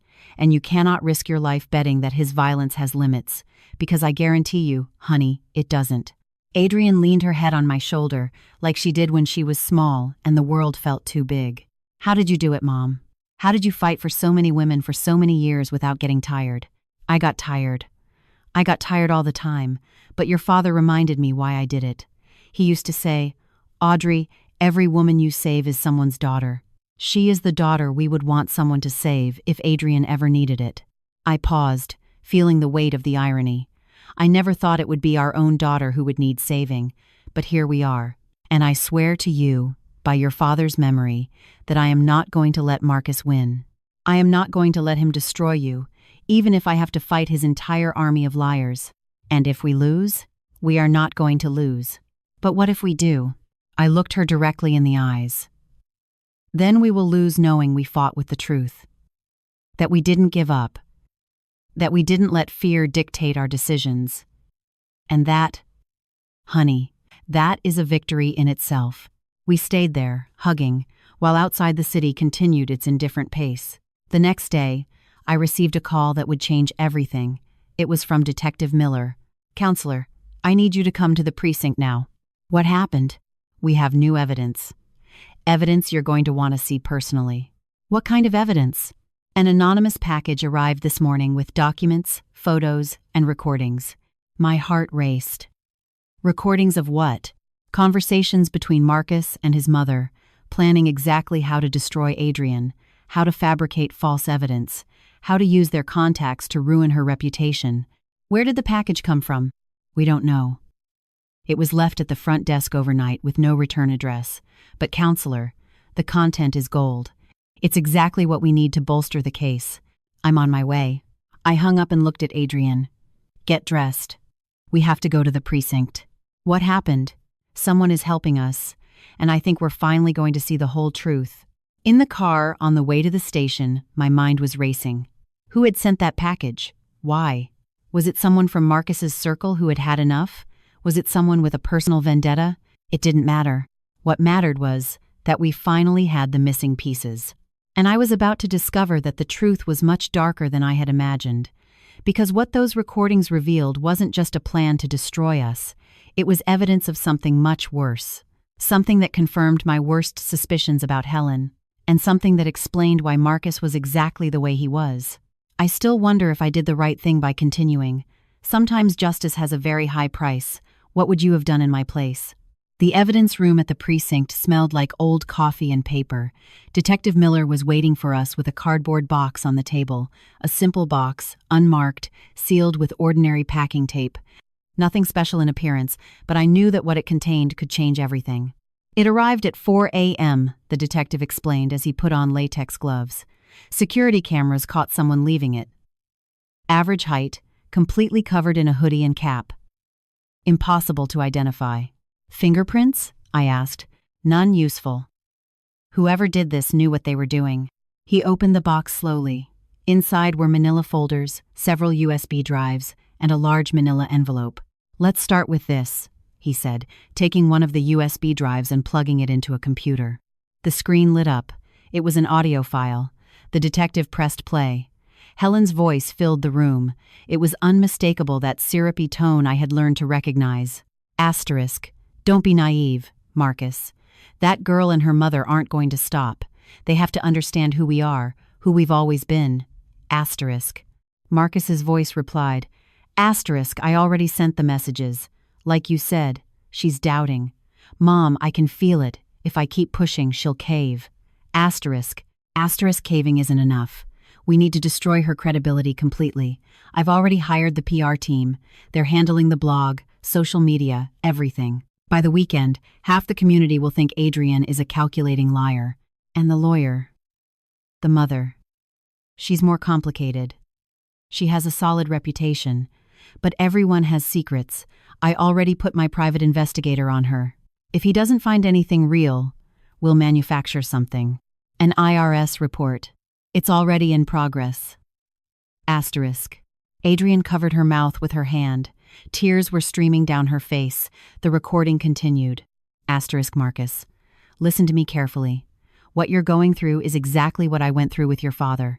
He also wanted to challenge me. He also thought he could control me. Asterisk. Asterisk. And what did you do? Asterisk. A long pause. So long I thought the recording had cut out. Asterisk, what I had to do. What you have to be willing to do if Adrian doesn't fall in line.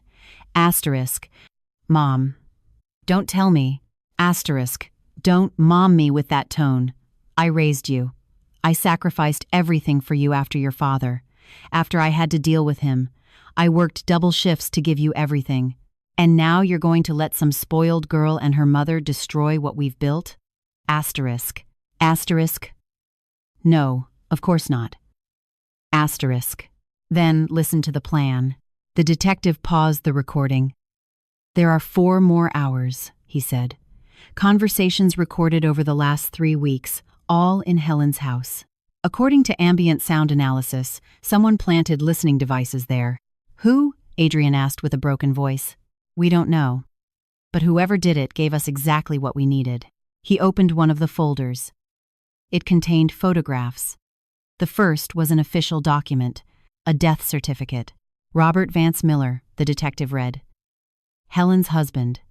Died 11 years ago of severe blunt force trauma to the head after falling down the stairs at their summer home in the Hamptons. He flipped to the next photo. It was a forensic report. The original report indicated accidental death, but look at this. He pointed to a section highlighted in yellow. The medical examiner who performed the autopsy had left marginal notes that never made it into the official report. It read, asterisk, injury pattern inconsistent with accidental fall. Multiple head contusions suggest repeated blows. Recommend further investigation. Asterisk. Why wasn't it investigated? I asked. Because the case was closed quickly by the DA, in charge a man named Edward Miller, another relative, Robert's brother, Marcus's uncle, the same one who's now a judge and tried to suspend the restraining order. The pieces fit with terrible clarity. Helen killed her husband, I said aloud, and the family covered it up. That's what the evidence suggests. The detective confirmed. But there's more. He pulled out another folder. It contained old photographs. One was of a young, handsome man smiling next to a much younger Helen. Robert Miller, in 1995, the detective explained, successful engineer, came from a wealthy family, married Helen when she was 22 and he was 30. He flipped through more photos, a sequence showing Robert at different times. His smile faded progressively. In the final photos, his face showed tension, fatigue, fear. According to statements from neighbors at the time, the marriage was troubled. Helen was extremely controlling. There were reports of screaming, of broken objects. But in those years, no one intervened in family matters, and no one thought a woman could be the abuser. Exactly, I added bitterly. The last year of Robert's life, several acquaintances noticed changes in him. He was thinner, more nervous. He confided in a cousin that he wanted a divorce, but that Helen was threatening him. She said if he left her, she'd make sure he never saw his son again. And no one did anything? The cousin gave a statement in the original investigation, but his testimony was dismissed as unfounded speculation. And after the case was closed, the cousin received threats. He stopped talking about it. Adrian looked at the photos with horror. Marcus was 7 years old when his father died, she whispered. He told me he barely remembered him. He said his father was distant, cold, that his mother was the one who really cared for him, protected him. Helen rewrote history, I said. She made Marcus believe his father was the bad guy, that she was the victim, the heroine. She raised him with that narrative. The detective nodded. And now Marcus reproduces exactly his mother's patterns. Control, violence, manipulation. But he sees himself as the justified victim. There was another folder. This one was thinner. This, the detective said with a grave voice, is the most disturbing part. It contained medical records for Marcus as a child. Between the ages of 7 and 12, Marcus was taken to the ER 5 times. 2 broken arms, a fractured rib, multiple contusions. Every time, Helen explained they were accidents, that the boy was clumsy or restless. She hit him, Adrian said with horror. She hit her own son. Social workers opened 2 investigations. Both were closed without action. The family had too much influence. So Marcus didn't just witness violence, I reasoned aloud. He was a victim of it. Helen molded him from childhood. She taught him that violence is love, that control is care, that victims are to blame. The detective pulled out the last USB drive. This, he said, was recorded 3 days ago. It's the most recent conversation we have. He pressed play. Helen's voice sounded different in this one, more relaxed, almost cheerful. Asterisk. Everything is going according to plan, son. The blog has over 10,000 hits. Social media is working. There are whole groups on Facebook saying Adrian is a liar. And the best part is that she's destroying herself, asking for time off work, isolating herself. Just keep writing to her. Asterisk. Asterisk, Mom. She blocked my number. I keep trying, but asterisk. Asterisk, perfect. That means she's broken. She's doubting. Give me 2 more weeks and she'll be calling you herself, begging you to forgive her. And if she doesn't, then we escalate. I have contacts at the newspaper. We can publish a story about false accusations ruining innocent men's lives. Use your case as the centerpiece. And the trial. The trial we're going to win. Your uncle is making sure the case lands with the right judge. And if for some reason that doesn't work, we can always appeal. This kind of case can drag on for years. By the time it's over, Adrian will be so exhausted she'll accept any settlement. Asterisk. Asterisk. And the mother? Audrey. Asterisk. Helen's voice hardened. Asterisk. She's a different problem. She's stubborn. She won't give up easily. But everyone has a breaking point, Marcus. Everyone. Your father thought he was invincible too. He also thought he could challenge me. And look how he ended up. Asterisk. A cold laugh. Asterisk at the bottom of the stairs. Asterisk. Silence on the recording. Asterisk. Mom, do you? Asterisk. Asterisk. What, son? Asterisk. Asterisk. Do you think? Asterisk. Asterisk. Do you think your mother is capable of doing whatever is necessary to protect her family? Well, yes. I am. I've always been. And if Audrey Vance doesn't understand that she needs to back down, she could have an accident too. Asterisk. Asterisk. You can't be serious. Asterisk. Asterisk. I'm completely serious. No one threatens my son. No one takes from us what is ours. I learned it from my own mother, who taught me that weak women get stepped on, but strong women do whatever is necessary to survive. Marcus, when you have children, you'll understand. You'd do anything to protect them. Anything. Asterisk. The recording ended. The silence in the room was absolute. Adrian was visibly shaking. I hugged her while the weight of what we had just heard settled over all of us. It's a confession, I said finally. A confession of murder and a direct threat against me. It's enough to reopen the investigation into Robert Miller's death, the detective confirmed, and to add charges of aggravated menacing against Helen. But is it admissible in court?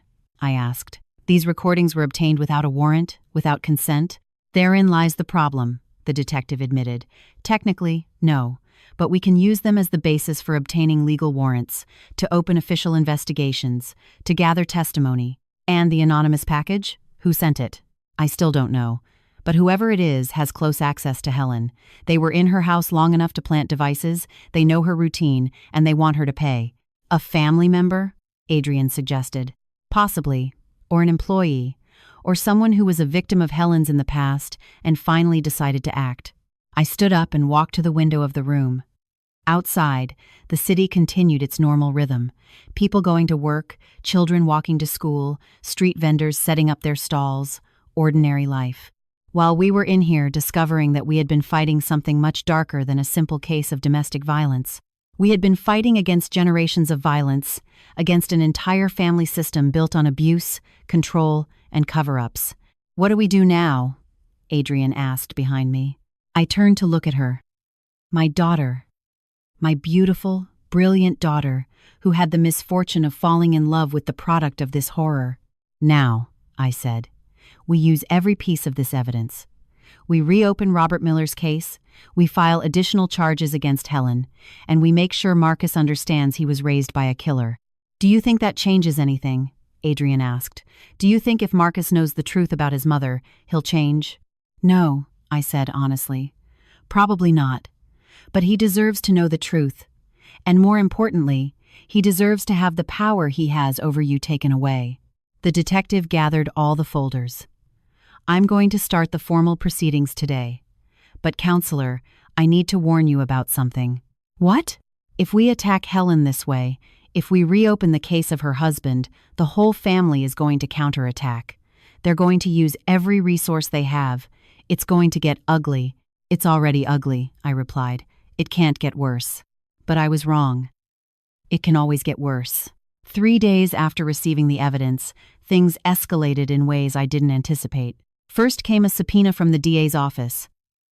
Not for Marcus or Helen, for Adrian. They were accusing her of filing a false report. They said there was new evidence that she had fabricated the story of the abuse, that she had a financial motive for doing so. How is this possible? Adrian asked, reading the document with trembling hands. Didn't they hear the recordings? The recordings are still being processed officially, I explained. The legal system is slow, and in the meantime, they still have the power to strike back. The subpoena demanded that Adrian appear for questioning in 2 weeks. If she didn't, she could be arrested for contempt. It's an intimidation tactic, I said. They want to scare you into dropping the charges. It's working, Adrian admitted. I'm terrified. Second, my firm received a visit from IRS auditors. They arrived without notice, with warrants to review all my files. Lucy called me in a panic. Audrey, they're taking computers, documents, everything. They say they have an order. Let them, I said with a calm I didn't feel. Everything is in order. Let them check whatever they want. But I knew what this meant. Weeks, possibly months. Without full access to my files. Delayed cases. Clients losing confidence. Calculated collateral damage. Third, and this was the most painful, a letter arrived. It was from the State Bar Association. A formal complaint had been filed against me, alleging unethical conduct. In Adrian's case, they said I had a conflict of interest in representing my own daughter, that I had used my personal position to exert undue pressure on the authorities. The letter indicated there would be a disciplinary hearing. Depending on the outcome, I could face a temporary suspension of my license. 32 years of an impeccable career, 32 years of defending what was right, and now, for defending my own daughter, my license was at risk. That night, I sat in Richard's study, the one we had shared for so many years.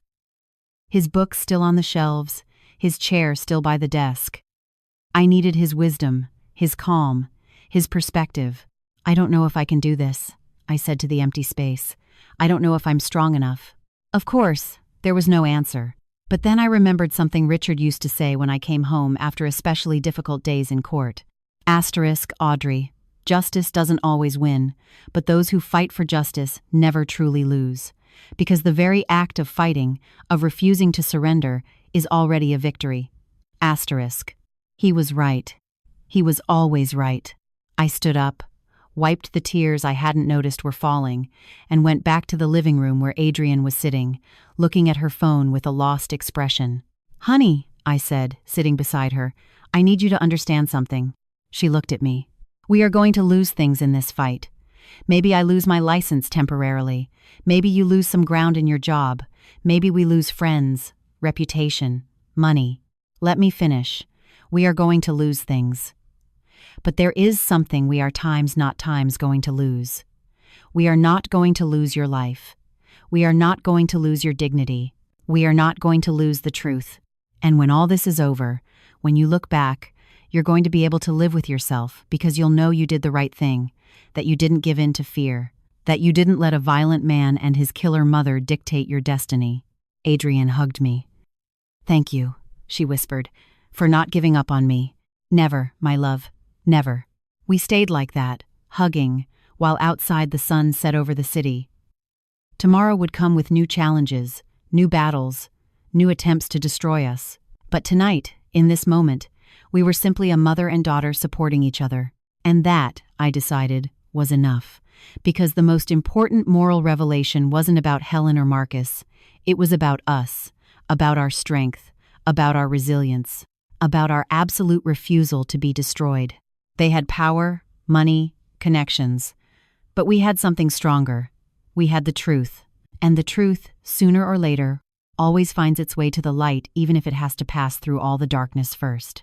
I still wonder if I did the right thing by not giving in to the pressure. Sometimes I wonder if protecting my daughter was worth risking everything I built. What would you have done in my place? The disciplinary hearing was scheduled for a Tuesday morning. I dressed in my most formal suit, the navy blue one Richard had given me for my 10th anniversary as a lawyer. I applied my makeup carefully, covering the dark circles from sleepless nights. I pulled my hair back into an impeccable bun. I had to look like what I was, a professional with 3 decades of unblemished experience, not a woman on the verge of collapse. Adrian wanted to come with me, but I told her to stay home. I didn't need her to see her mother being judged for the simple act of protecting her. The Bar Association building was downtown, an imposing, historic structure with those columns that are supposed to inspire respect for justice. That morning, they only inspired disgust. The hearing room was on the 3rd floor.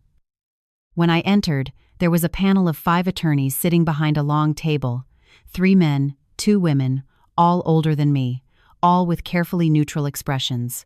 I recognized 2 of them, Arthur Sterling, a corporate lawyer who had always looked down on those of us in family law, and Patricia Ruiz, who 30 years ago had been my classmate in law school.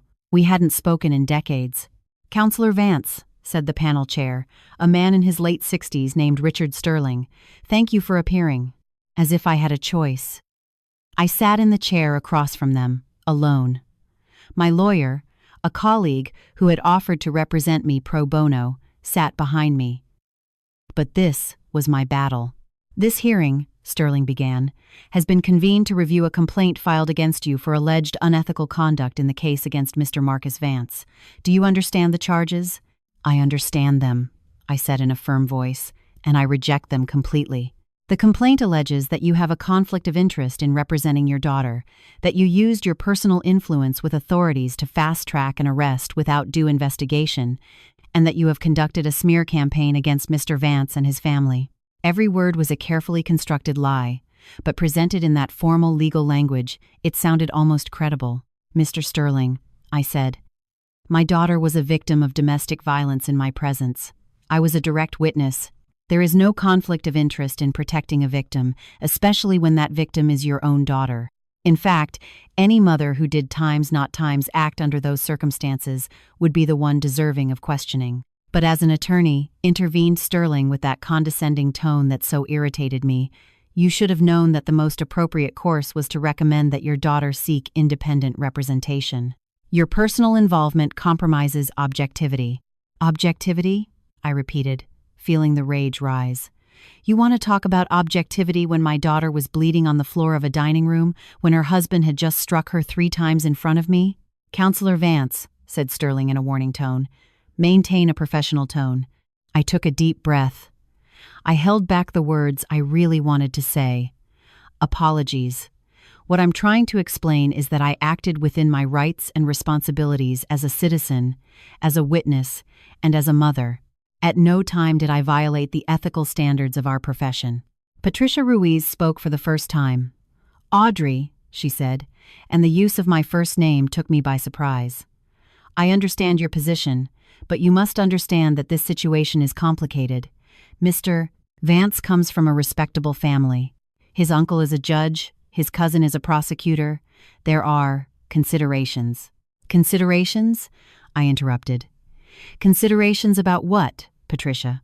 About whether a wealthy and connected man can hit a woman without consequences?" "I'm not saying that." "Then what times are times you saying?" Awkward silence. Sterling took the floor again. "What Counselor Ruiz is trying to explain is that your passion for these domestic violence cases, while admirable, can sometimes cloud your judgment. You've built an entire career on being the defender of women, and now, conveniently, your own daughter becomes a case." "Conveniently?"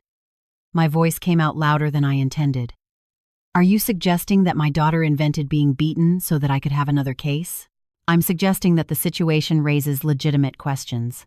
"The only legitimate questions here," I said, standing up from my chair, "are why we are having this hearing in the first place. Who filed the complaint? Who funded it? And what connections do they have to the Miller family?"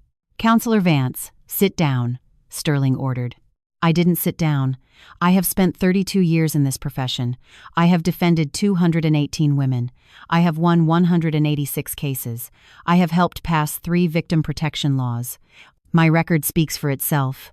And now, I continued, for the first time in my career, I face a disciplinary hearing. Not for malpractice, not for negligence, not for dishonesty, but for the unforgivable crime of protecting my own daughter from a violent man. If that is grounds for suspending my license, then suspend it. But let it be clear on the record that this panel chose to side with an abuser over a victim, with power over justice. Counselor Vance. I'm not finished.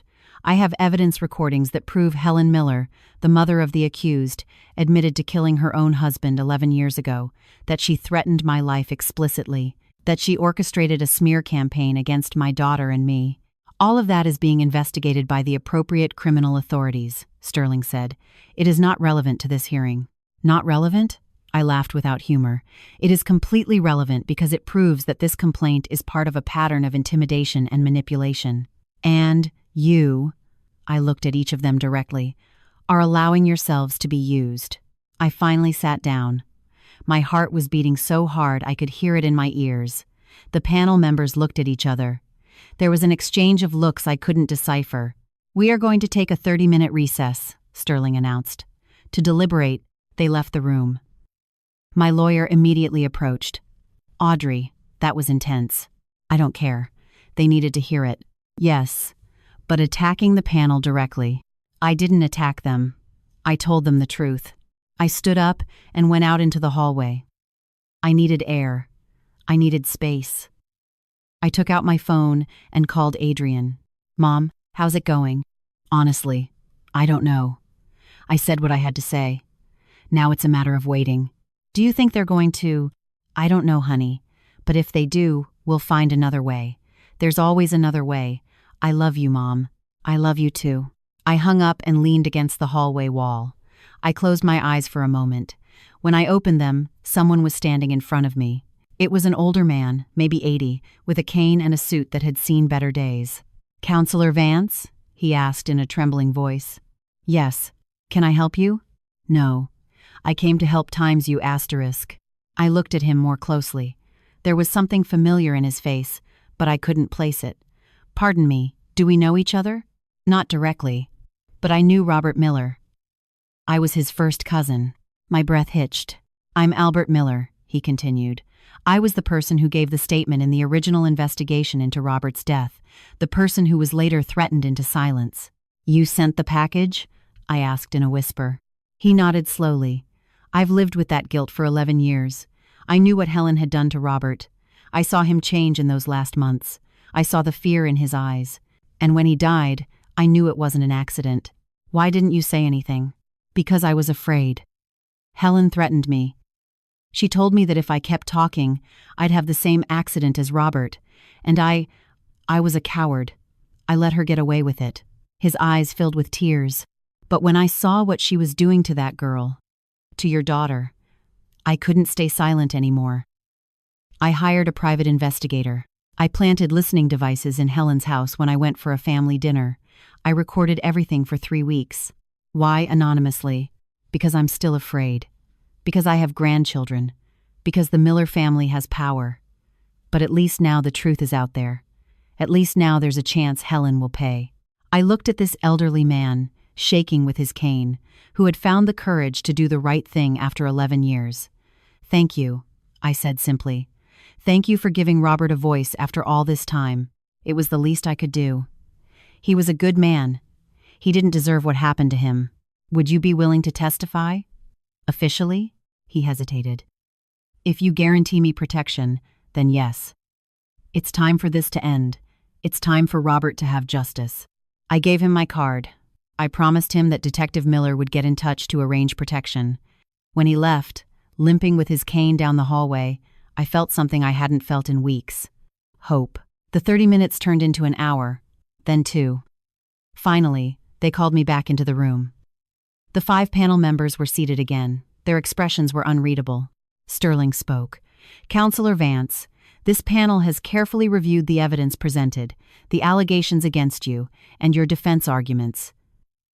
He made a pause that seemed eternal. We have decided to temporarily suspend this hearing. What? I couldn't hide my surprise. Given the new revelations in the Vance case and the evidence being processed by criminal authorities, we consider it premature to issue a judgment on your professional conduct. At this time, the hearing will be postponed indefinitely, pending the resolution of the criminal case. Your license will remain active during this time. It wasn't a victory, but it wasn't a defeat either. It was a temporary truce.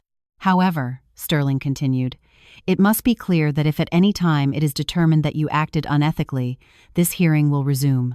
I understand, I said. You are dismissed. I stood up. I didn't say anything else. There was nothing else to say. When I left the building, the sun was at its highest point. It was hot. The city hummed with normal life. I called Adrian immediately. They didn't suspend me, I said as soon as she answered.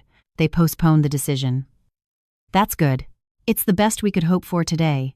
I'm going to make coffee when you get here. Perfect, honey, perfect. But as I drove back to Manhattan, I didn't feel relieved. I felt exhausted. Exhausted from fighting. Exhausted from defending ourselves. Exhausted from having to justify every action, every decision, every word. I got home and found Adrian in the kitchen as she had promised. The smell of fresh coffee filled the apartment. It reminded me of Richard. It reminded me of peaceful Sundays. It reminded me of a life that no longer existed. Mom, Adrian said, pouring me a cup. Are you okay? Yes. I lied. Just tired. There's something I need to tell you. Something in her tone put me on alert. What happened? I received a call from the pharma company. My stomach sank. They fired me officially. They said my indefinite leave has been converted into termination by mutual agreement, according to them, to avoid scandal. Adrienne, it's not your fault, Mom. It's just that I'm losing everything. My career, my friends, my reputation. Everything I worked for 10 years is falling apart. I watched her sit on the kitchen stool with that same defeated posture I'd seen in hundreds of victims throughout my career. And I realized something terrible. We were losing. Not legally, not yet. But we were losing the war of attrition. Helen and Marcus didn't need to win in court. They just needed to destroy us slowly, taking away everything that mattered until there was nothing left to fight for. It was a brilliant strategy in its cruelty, and it was working. That night, while Adrian slept, I sat in Richard's study again. I don't know how much more of this we can take, I told his photo on the desk. We're losing everything, and I don't even know if in the end it's going to be worth it. Of course, there was no answer. But then my phone rang. It was Detective Miller. Counselor, I need you to come to the precinct tomorrow morning. It's urgent. What happened? Marcus Vance violated the restraining order. He was arrested 2 hours ago. My heart raced. What did he do? He went to the house in Scarsdale, the house he shared with Adrian. Apparently, he didn't know we'd installed surveillance after the threats. The cameras caught everything. What did they catch? The detective paused. They caught him destroying the house, breaking windows, smashing furniture, and writing messages on the walls. What kind of messages? Threats. Very specific threats against Adrian and against you. I closed my eyes. Where is he now? In custody. This time, he isn't getting out easily. Not with a restraining order violation, property destruction, and documented threats. I'll be there first thing. I hung up and stared into the darkness outside the window. Marcus had lost control. He had crossed the line in such an obvious way that even his family couldn't protect him. This time, it was a victory. But I didn't feel victorious. I felt hollow, because I knew this wasn't over. I knew Helen was still out there, free, dangerous, and I knew that as long as she existed, neither of us would truly be safe. The house in Scarsdale looked like a war zone. We arrived early in the morning, Adrian and I, escorted by Detective Miller. The police had cordoned off the area. Neighbors were peering out from their windows, some taking photos with their phones. The scandal Marcus had been so afraid of creating, he had finally created himself. The front door was splintered, as if it had been kicked repeatedly. When we walked in, the smell of spray paint hit me immediately. The walls were covered in words. Asterisk, liar. Slut. I'm going to kill you. This isn't over. Asterisk. Written in spray paint as red as blood. Adrian covered her mouth, holding back a sob. The furniture was destroyed. The sofa she had picked out so carefully, slashed with something sharp. The dining table where that fatal dinner had occurred, overturned. The fine china that had been my mother's, smashed into pieces on the floor. And in the kitchen, we found the worst.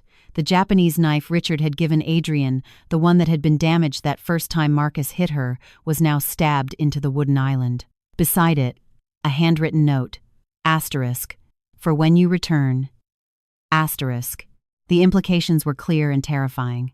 Everything is documented, Detective Miller said, showing me his tablet with the security footage. He arrived at 11:30 p.m. He spent 3 hours here, systematically destroying every room. On the video, I could see Marcus moving like he was possessed, screaming, crying, smashing. In some moments, he was talking to himself, as if having a conversation with someone who wasn't there. Is he under the influence of something? I asked. Toxicology pending. But his behavior suggests a psychotic episode, or just unbridled rage.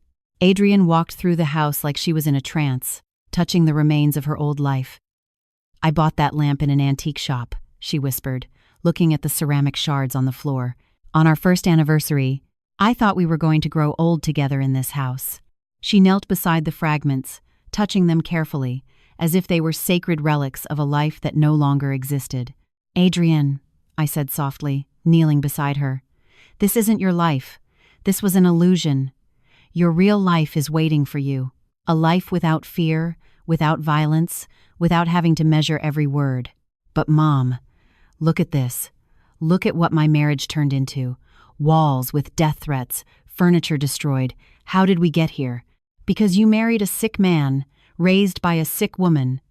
It's not your fault, but I chose him. I said I do. I ignored all the signs. Because he deceived you. Because that's what abusers do. They present themselves as Prince Charming until the trap closes. I helped her up. Her knees were shaking. Do you want to take anything? I asked. She looked around. The trashed living room, the ruined dining area, the kitchen stained with hate. No, she said finally. I don't want anything from here. This house is poisoned with his violence, his rage. Let it rot. It was the first time I heard true clarity in her voice since all of this began. But there's something I need to do, she continued. What? I need to see him. Marcus? Yes. I need to look him in the eye one last time. I need to tell him what I could never say to him when we were together. Detective Miller was listening. I can arrange it, he said. He's in custody. He has the right to visits from his wife. Technically, you're still married. But counselor, he looked directly at me. Are you sure this is a good idea? No, I admitted. I'm not sure. But it's Adrian's decision. We looked at my daughter. I'm sure, she said with a firm voice. I need to do this for myself. 2 hours later, we were in the visitation room at the county jail. Adrian had changed her clothes. She had put on a simple but elegant dress. She had applied a little makeup. She looked beautiful, strong, nothing like the broken woman Marcus expected to find. I was sitting outside, watching through the glass of a door. Detective Miller was at my side, along with 2 security guards. If he makes any threatening move, the detective assured me, we're going in immediately. I nodded. Marcus entered the room in handcuffs. He had lost weight. He had deep circles under his eyes. His jail uniform was too big for him. He no longer looked like the successful, well-dressed executive I had known 5 years ago. He looked like what he was, a man destroyed by his own violence. When he saw Adrian, his face went through a sequence of emotions: surprise, relief, hope. Adrian, he said, his voice cracking. You came. I knew you'd come. I knew you still loved me. Adrian didn't respond immediately. She just looked at him with an expression I couldn't decipher. Sit down, Marcus, she said finally. He obeyed, sitting across from her with his handcuffed hands on the table. I made a mistake, he began immediately. A terrible mistake. Last night. I don't know what happened to me. It was like something snapped inside me. But I can fix it. We can fix everything. If only you'll forgive me. I didn't come to forgive you, Adrian interrupted. The silence that followed was absolute. What? I didn't come to forgive you, Marcus. I came to tell you the truth. The truth I should have told you 3 years ago. Adrian, please. No. Now it's my turn to talk. For the first time in our marriage, you are going to listen to me without interrupting, without screaming, without hitting. Marcus closed his mouth. Something in Adrian's tone must have told him that this time was different. "When I met you," she continued, "I thought you were everything I had ever dreamed of. Smart, successful, charming. My friends envied me, my family admired you. I thought I'd won the lottery. But little by little, so gradually, I barely noticed, you began to change me, to mold me into something I wasn't. You criticized my clothes, you questioned my friendships, you controlled my time, and I allowed it because I thought that was love. I thought your jealousy meant you cared. Adrian, everything I did was because I loved you." "No," she said firmly. "What you felt wasn't love. It was possession. I wasn't your wife. I was your property, something you thought you could control, manipulate, and punish when I didn't obey." Marcus shook his head, tears beginning to fall. "No, it's not like that. I love you. I've always loved you. Did you love me when you hit me for spilling a drop of water? Did you love me when you locked me in our room because I came home late from work? Did you love me when you destroyed the house we bought together and wrote death threats on the walls?" Each question was a strike. Marcus shrank with each one. "Your mother taught you that this is how you love," Adrian continued, "because that's how she loved your father. With control, with violence, with the belief that she had a right over his life. Don't bring my mother into this. Your mother killed your father, Marcus. She killed him and made you believe it was an accident. She raised you with that lie. She taught you that violence was normal, that control was affection, that victims were to blame." "That's a lie!" Marcus shouted, standing up from his chair. The guards tensed, ready to intervene. "Sit down," Adrian ordered with supernatural calm. And to my surprise, Marcus obeyed. "We have recordings," Adrian said, "of your mother admitting what she did, threatening to do the same to me. With you right there, listening, supporting her. She wasn't serious. She was serious. And deep down, you know it. You've always known it. That's why you never questioned the accident story. That's why you never really investigated how your father died." Marcus collapsed. He literally doubled over the table, sobbing. "I don't know who I am without her," he admitted through tears. "I don't know how to be. She's all I have." "And that," Adrian said, "is precisely the tragedy. Because you could have been different. You could have chosen to be the man you pretended to be when we met, but you chose to be like her." "What am I going to do?" Marcus asked with the voice of a lost child. "What's going to happen to me? I don't know." "And honestly, Marcus, it's no longer my problem." Adrian stood up. "I came here for one reason, to tell you that I am no longer afraid of you, that I no longer blame myself for what you did to me. That I understand you were as much a victim as a perpetrator, but that doesn't excuse what you did. I came to tell you that I am starting the divorce proceedings, that I'm taking back my house, my money, my life, and that never, ever again are you going to have power over me. Adrian, please, don't go. Goodbye, Marcus. I hope that someday, in some prison cell, you find the real therapy you need, not for me, but for yourself. And for any woman who has the misfortune of crossing your path in the future." She turned and walked toward the door. "Adrian!" Marcus shouted. "Adrian, I love you. I'll always love you." She stopped at the door without turning around. "Love doesn't hurt, Marcus. What you felt was never love." And she walked out. When the door closed behind her, I saw her transform. The shoulders she had kept tense during the whole conversation finally relaxed. The tears she had been holding back finally fell. But they weren't tears of sadness. They were tears of liberation. I hugged her in the hallway while Marcus continued shouting her name from the visitation room. "It's over," I whispered. "It's done." "Yes," she replied. "It's over." That night, back in the apartment, Adrian entered Richard's study, the same one where I had spent so many nights seeking his silent advice. I found her there, looking at his photo on the desk. "Do you know what's strange?" she said without looking at me. "For all these months, I thought Dad would be disappointed in me. For marrying Marcus, for not seeing the signs, for needing to be rescued. Your father would never have been disappointed in you. I know that now, because Dad taught me what real love was. He showed me what a marriage should be. Mutual respect, unconditional support, constant gentleness. That's why I knew something was wrong with Marcus," she continued. "Because Dad set the standard, and Marcus never even came close to it." She turned to me. "Thank you, Mom, for not giving up, for fighting when I couldn't, for being strong when I was broken. Always, honey. Always. We hugged in that study that smelled like old books and coffee, surrounded by the memories of a man who had taught us what it meant to love correctly. The next day, we formally initiated the divorce proceedings. We also filed additional charges for property destruction and threats. With the security footage, it was an open and shut case. Marcus now faced multiple felonies: domestic violence, restraining order violation, property destruction, aggravated threats. The lawyers for his family tried to negotiate, but this time, there was no room for negotiation. The evidence was too clear, the crimes too obvious. But there was still Helen. She was still out on bail, awaiting trial for her participation as an accomplice in the violence against Adrienne. But now, with Alberto Miller's testimony and the recordings confessing the murder of Robert, the DA's office was reopening that investigation as well. One afternoon, a week after the confrontation with Marcus, I received an unexpected call. It was Helen. "Audrey Vance," she said with that voice I had learned to hate. "We need to talk. We have nothing to talk about. On the contrary, we have a lot to talk about. My freedom, my son's future, and what I'm willing to do to protect both things." "Are you threatening me?"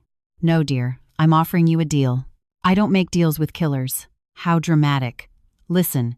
I know you have recordings. I know that traitor Alberto sold me out, but I also know those recordings aren't admissible in court. They were obtained illegally. They might not be admissible directly, but they provide the basis for a full investigation, and when that investigation is finished, you're going to spend the rest of your life in prison. Maybe. Or maybe not. My family has resources, good lawyers, connections. We can drag this out for years, decades. What's your point?" "My point is that we're both tired. You, your daughter, me, my son, we've all lost something in this war. Wouldn't it be better for everyone if we just ended this? Withdraw the charges against Marcus. Convince Adrienne to accept an amicable divorce without compensation, and I will make sure the investigation into Robert's death stalls. We all move on with our lives." "You're crazy. You think I'm going to let your son escape without consequences?" "Not without consequences. With times reduced, times consequences. A year in county jail instead of 6 in state prison. Mandatory therapy, a permanent restraining order. Something that allows him to rebuild his life eventually. He hit my daughter. He threatened her life. He destroyed her property. And you have destroyed her life, her reputation, her career. Isn't that enough?" For a moment, just a moment, I considered the proposal. Not because I thought it was fair, but because I was tired, so deeply tired of fighting. But then I remembered Adrienne's words in the visitation room. Asterisk, love doesn't hurt. Asterisk. And I knew my answer. "No," I said firmly. "There is no deal. You and Marcus are going to face full justice. No shortcuts, no negotiations, no family protection. That's a mistake, counselor." "No. Accepting your offer would be the mistake, because it would send the message that money and connections can buy impunity. And I have spent my life proving the opposite. You're going to regret this." "I doubt it. But Helen, there's something I want you to know." "What?" "Robert is going to have justice. Finally, after 11 years, his death is going to be investigated properly. His name is going to be cleared. And you are going to face what you did to him. You can't prove anything. I have your confession on audio. I have Alberto's testimony. I have the original forensic reports with the doctor's notes. And I have something else." "What?" "I have time. All the time in the world to make sure you pay." I hung up before she could respond. That night, sitting in the garden of my apartment, looking at the stars, I felt something I hadn't felt in months. Peace. Not because everything was resolved, there was still the trial, still battles to fight, but because finally, we had taken control of the narrative. We were no longer victims fleeing danger. We were warriors choosing our battlefield. And in that choice, in that silent turn from fear to action, we found our true strength. Adrienne came out to the garden and sat beside me. "What are you thinking about?" "Your father." "About how proud he would be of you." "Of me. Because you faced your abuser. You told him the truth. You freed yourself. That takes a courage most people never find. I learned it from you." "No. You had it inside you all along. I only helped you remember it. We stayed there, mother and daughter, under the night sky. We had lost a lot in this war: friends, reputation, time, innocence. But we had gained something more valuable. We had gained our dignity. And that, we decided that night, was enough. Marcus's trial lasted 3 weeks. I was present every day. Adrian was too at first with fear, but each day more firm. The defense tried everything. They claimed temporary insanity. They argued that Adrian had provoked him. They presented witnesses who said my daughter was manipulative. But the evidence was irrefutable. The security recordings, the medical reports, the photos of the destroyed house, and my testimony as a direct witness to that first dinner. The jury deliberated for 2 hours, guilty on all charges. 6 years in state prison, permanent restraining order, mandatory psychological therapy. When they read the verdict, Marcus didn't cry. He just looked at Adrienne with a hollow expression, as if he finally understood he had lost forever. Helen, sitting in the gallery, did cry. But they weren't tears of repentance. They were tears of impotent rage. Her trial came 2 months later. The reopening of the investigation into Robert Miller's death had revealed more than we expected. Testimony from neighbors who were never listened to, medical records that showed a pattern of injuries in Robert, financial records that showed how Helen had taken full control of her husband's accounts months before his death, and the recordings. Those recordings where she confessed everything. Helen's lawyers fought hard. They argued the recordings were inadmissible, that Alberto's testimony was biased, that there was no physical evidence after 11 years. But the judge, a 60-year-old woman with a reputation for being inflexible in violence cases, allowed much of the evidence to be presented. The trial lasted 5 weeks. It was exhausting, painful. Each day revealed new layers of Helen's darkness. The final verdict: guilty of voluntary manslaughter in the case of Robert Miller. Guilty of conspiracy and aiding and abetting in the case of Adrian. 15 years in prison. When the judge read the sentence, Helen finally lost her composure. She screamed. She called the judge corrupt. She pointed at me and screamed that I had destroyed her family. "You destroyed your own family," I replied calmly. "I only made sure you paid for it." They led her out of the room in handcuffs, still screaming threats. But in her eyes I saw something I hadn't seen before. Fear. Real fear of what awaited her. 15 years in prison for a 64-year-old woman meant she would likely die there. And for the first time in this nightmare, I didn't feel satisfaction. I only felt sadness for all the pain this woman had caused, for the lives she had destroyed, including her own sons. 6 months after the trial, Adrian received a letter. It was from Marcus, from prison. She hesitated to open it. We sat in the kitchen for half an hour looking at the sealed envelope. "Do you want me to open it?" I offered. "No. I need to do it." She opened it with trembling hands. The letter was short, handwritten in shaky script. Adrian, I don't expect you to read this. I don't expect you to forgive me. I just needed to write these words, even if they never reach you. I'm in real therapy. This time I've started to understand what my mother did to me, what I did to you. The cycle of violence I repeated without even realizing it. My therapist asked me last week if I was ever really happy in our marriage. It took me days to realize the answer is no. Because it wasn't happiness I felt, it was control. And when I lost that control, I was so terrified I responded with violence. I know I'll spend years here. I deserve it. But I want you to know something. You were right. About everything. My mother killed my father. I knew it all along. On some deep level, I never wanted to acknowledge. And I chose to become her because it was easier than facing the truth. I don't ask for forgiveness. I don't deserve it.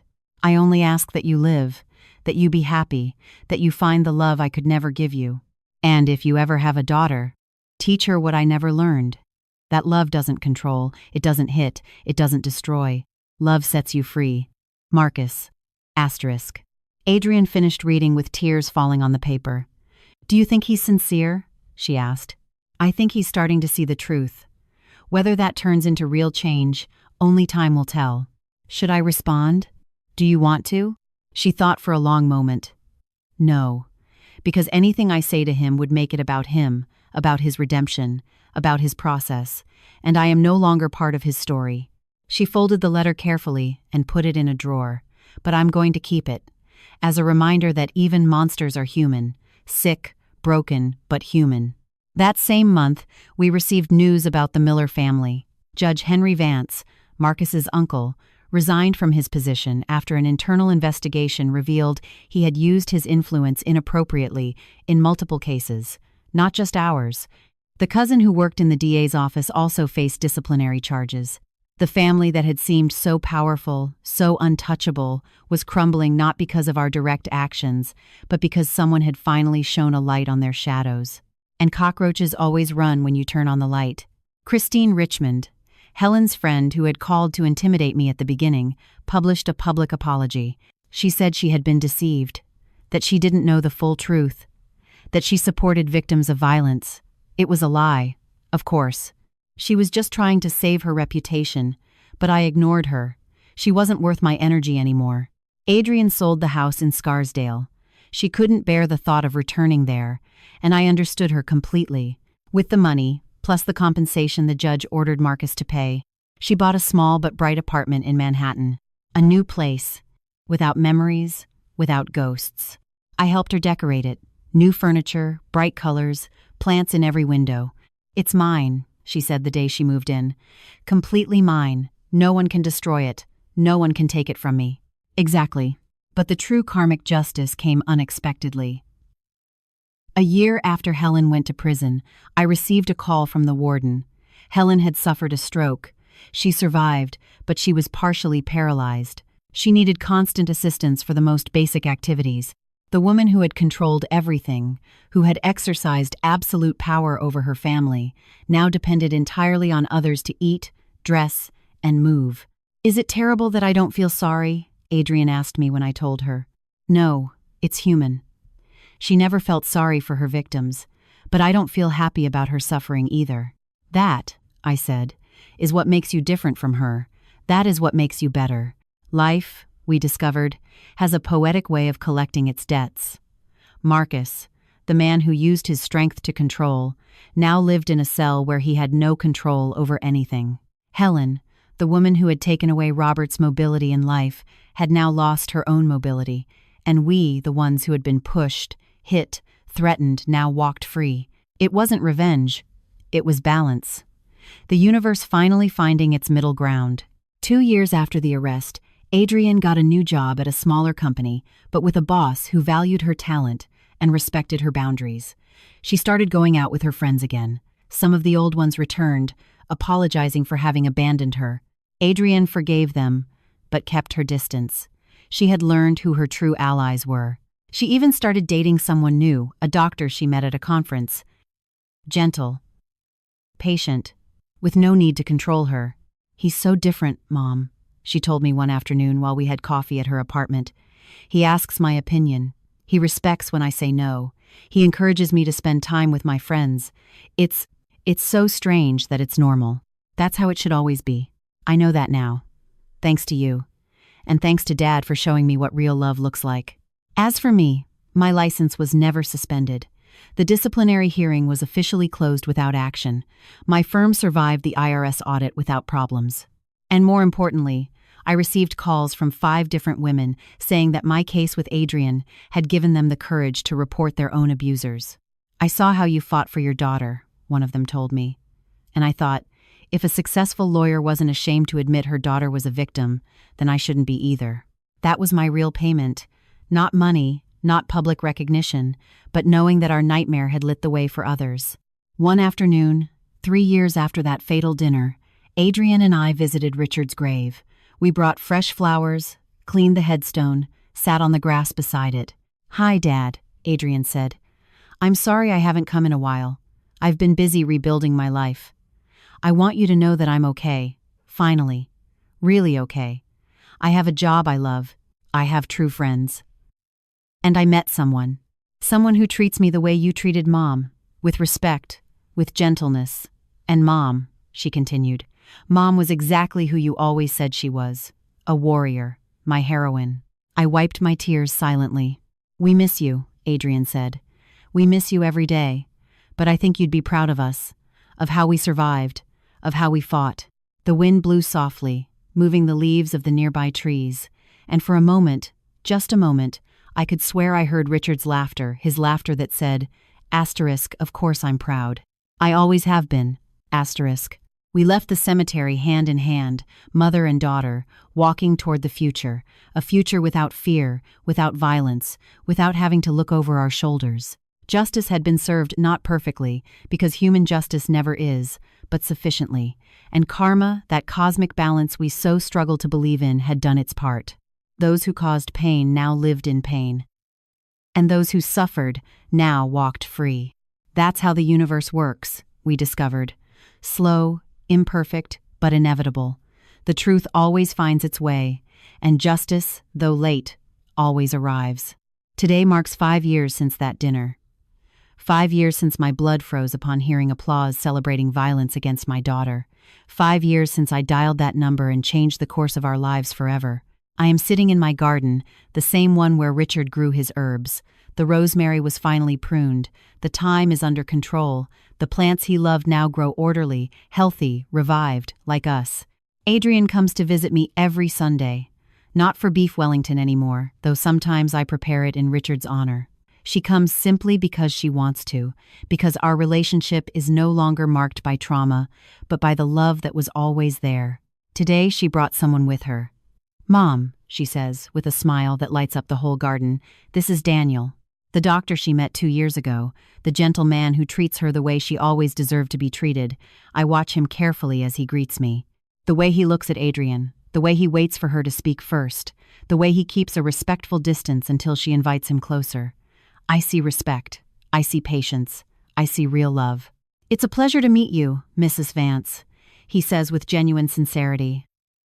"Adrian has told me so much about you, about everything you did for her. I only did what any mother would do." "No," Adrian says, taking my hand. "Not any mother. Many mothers look the other way. Many mothers choose to believe the lies because the truth is too painful. But not you. You never looked away. We had lunch together in the garden. Light conversation, genuine laughter. Daniel tells stories of his work at the hospital. Adrian talks about her new project at the pharma company, one that could help make medications more accessible in rural communities. "I'm returning to my purpose," she tells me. "To doing science that matters. That helps. Your father would be so proud. I know, I feel like he's watching us, that both of them are watching us." After lunch, Daniel kindly offers to wash the dishes. Adrian and I are left in the garden alone for a moment. "Is it serious?" I ask. "Yes," she replies with a shy smile. "Very serious. Mom, he asked me to marry him." My heart skips a beat. Not out of fear this time. Out of hope. "And what did you say?" I said I needed time. Not because I have doubts about him, but because I need to make sure I'm times ready, that I've healed enough. "That," I say, "is exactly the right answer. It shows you've learned, you know your value." I also told him that before I could say yes, I needed him to know my whole story. The violence, the trial, everything. I don't want secrets in this relationship. And how did he react? He hugged me. He told me that nothing in my past changed how he felt about me, that he admired my strength, that he would be honored to spend his life showing me how a woman should be treated. My eyes fill with tears. "Then you have my blessing, when you're ready. Thank you, Mom. For everything. For never giving up on me. For showing me I deserved better. For saving my life. You saved your own life, honey. I only gave you the tools." We stay in silence for a moment, listening to the wind in the trees, the birdsong, the ordinary life we almost lost. "Do you know what I've been thinking lately?" Adrian says. "What?" "About all the women who didn't have the luck I had. The ones who don't have a lawyer for a mother. The ones who don't have resources. The ones trapped with no visible way out. I think about them all the time." "Me too. I've been considering something. I want to use my story publicly. To help others." I look at her, surprised. "Are you sure? That means exposing yourself, reliving the trauma." "I know. But Mom, if my story can help just one woman recognize the signs, have the courage to report, to know there is life after abuse, then it's worth it. My daughter, my beautiful, brave daughter. Then we'll do it together. I will support you every step of the way." Daniel comes out of the kitchen, drying his hands. "Anything important?" "No," Adrian says, standing up. "We were just finishing." "Ready to go?" "When you are." They say goodbye. I watch them walk away hand in hand toward their car, and for the first time in 5 years, I feel complete peace. Because my daughter didn't just survive, she flourished. That night, alone at home, I opened my laptop. I've been writing these memoirs for months, the whole story, every detail. Not for me, but for the others. For the women sitting at family dinners feeling like something is wrong, but unable to name it. For those who receive the first blow and wonder if they're overreacting. For those who love their abusers and hate themselves for it. For the mothers who suspect, but are afraid to ask. I write the last line, asterisk. If my story helps just one woman open her eyes, it will have been worth it. Every tear, every battle, every sleepless night. Because in the end, it's not about revenge, it's about justice. And justice begins when someone, somewhere, says, no more. Asterisk, asterisk. I said no more that night in that dining room. Asterisk, asterisk. When will you say it? Asterisk. I close the laptop. Tomorrow I will send it to be published. Tomorrow another battle will begin, this time to change hearts and minds. But tonight, I allow myself simply to be a 62-year-old woman. Mother, attorney, widow, survivor. I pour myself a cup of coffee and toast in silence to my husband, who taught me what real love was. To my daughter, who found her strength in the darkness. To all the women who came before us, clearing the paths. And to all who will come after, walking the paths we helped create. Violence did not win, fear did not win, corrupt power did not win. We care won. 2 women who refused to be silenced, who refused to be destroyed, who refused to accept that violence was their destiny. And in that refusal, in that resistance, we found something more precious than any legal victory. We found our voice, our dignity, our freedom. If you are listening to this and you recognize your story in mine, I want you to know something. You are not alone. You are not crazy. It is not your fault. And yes, there is a way out. You might not see it now. You might feel trapped. You might love the person who hurts you, and that might confuse you. All of that is normal. But listen to me carefully. You deserve love that doesn't hurt. You deserve respect that isn't conditional. You deserve to live without fear. And when you are ready, when you finally say no more, there will be people there to help you. Lawyers, counselors, shelters, families, friends. You might lose things along the way. I lost friends, my reputation, years of peace. But I gained something more important. I got my daughter back, and she got her life. So thank you for listening to me until the end. Thank you for allowing me to share this story I kept for too long. If this story touched your heart, please share it. Sometimes a story like this can change a whole day, it can change a whole life. God bless you. And remember, real love never hurts. Never.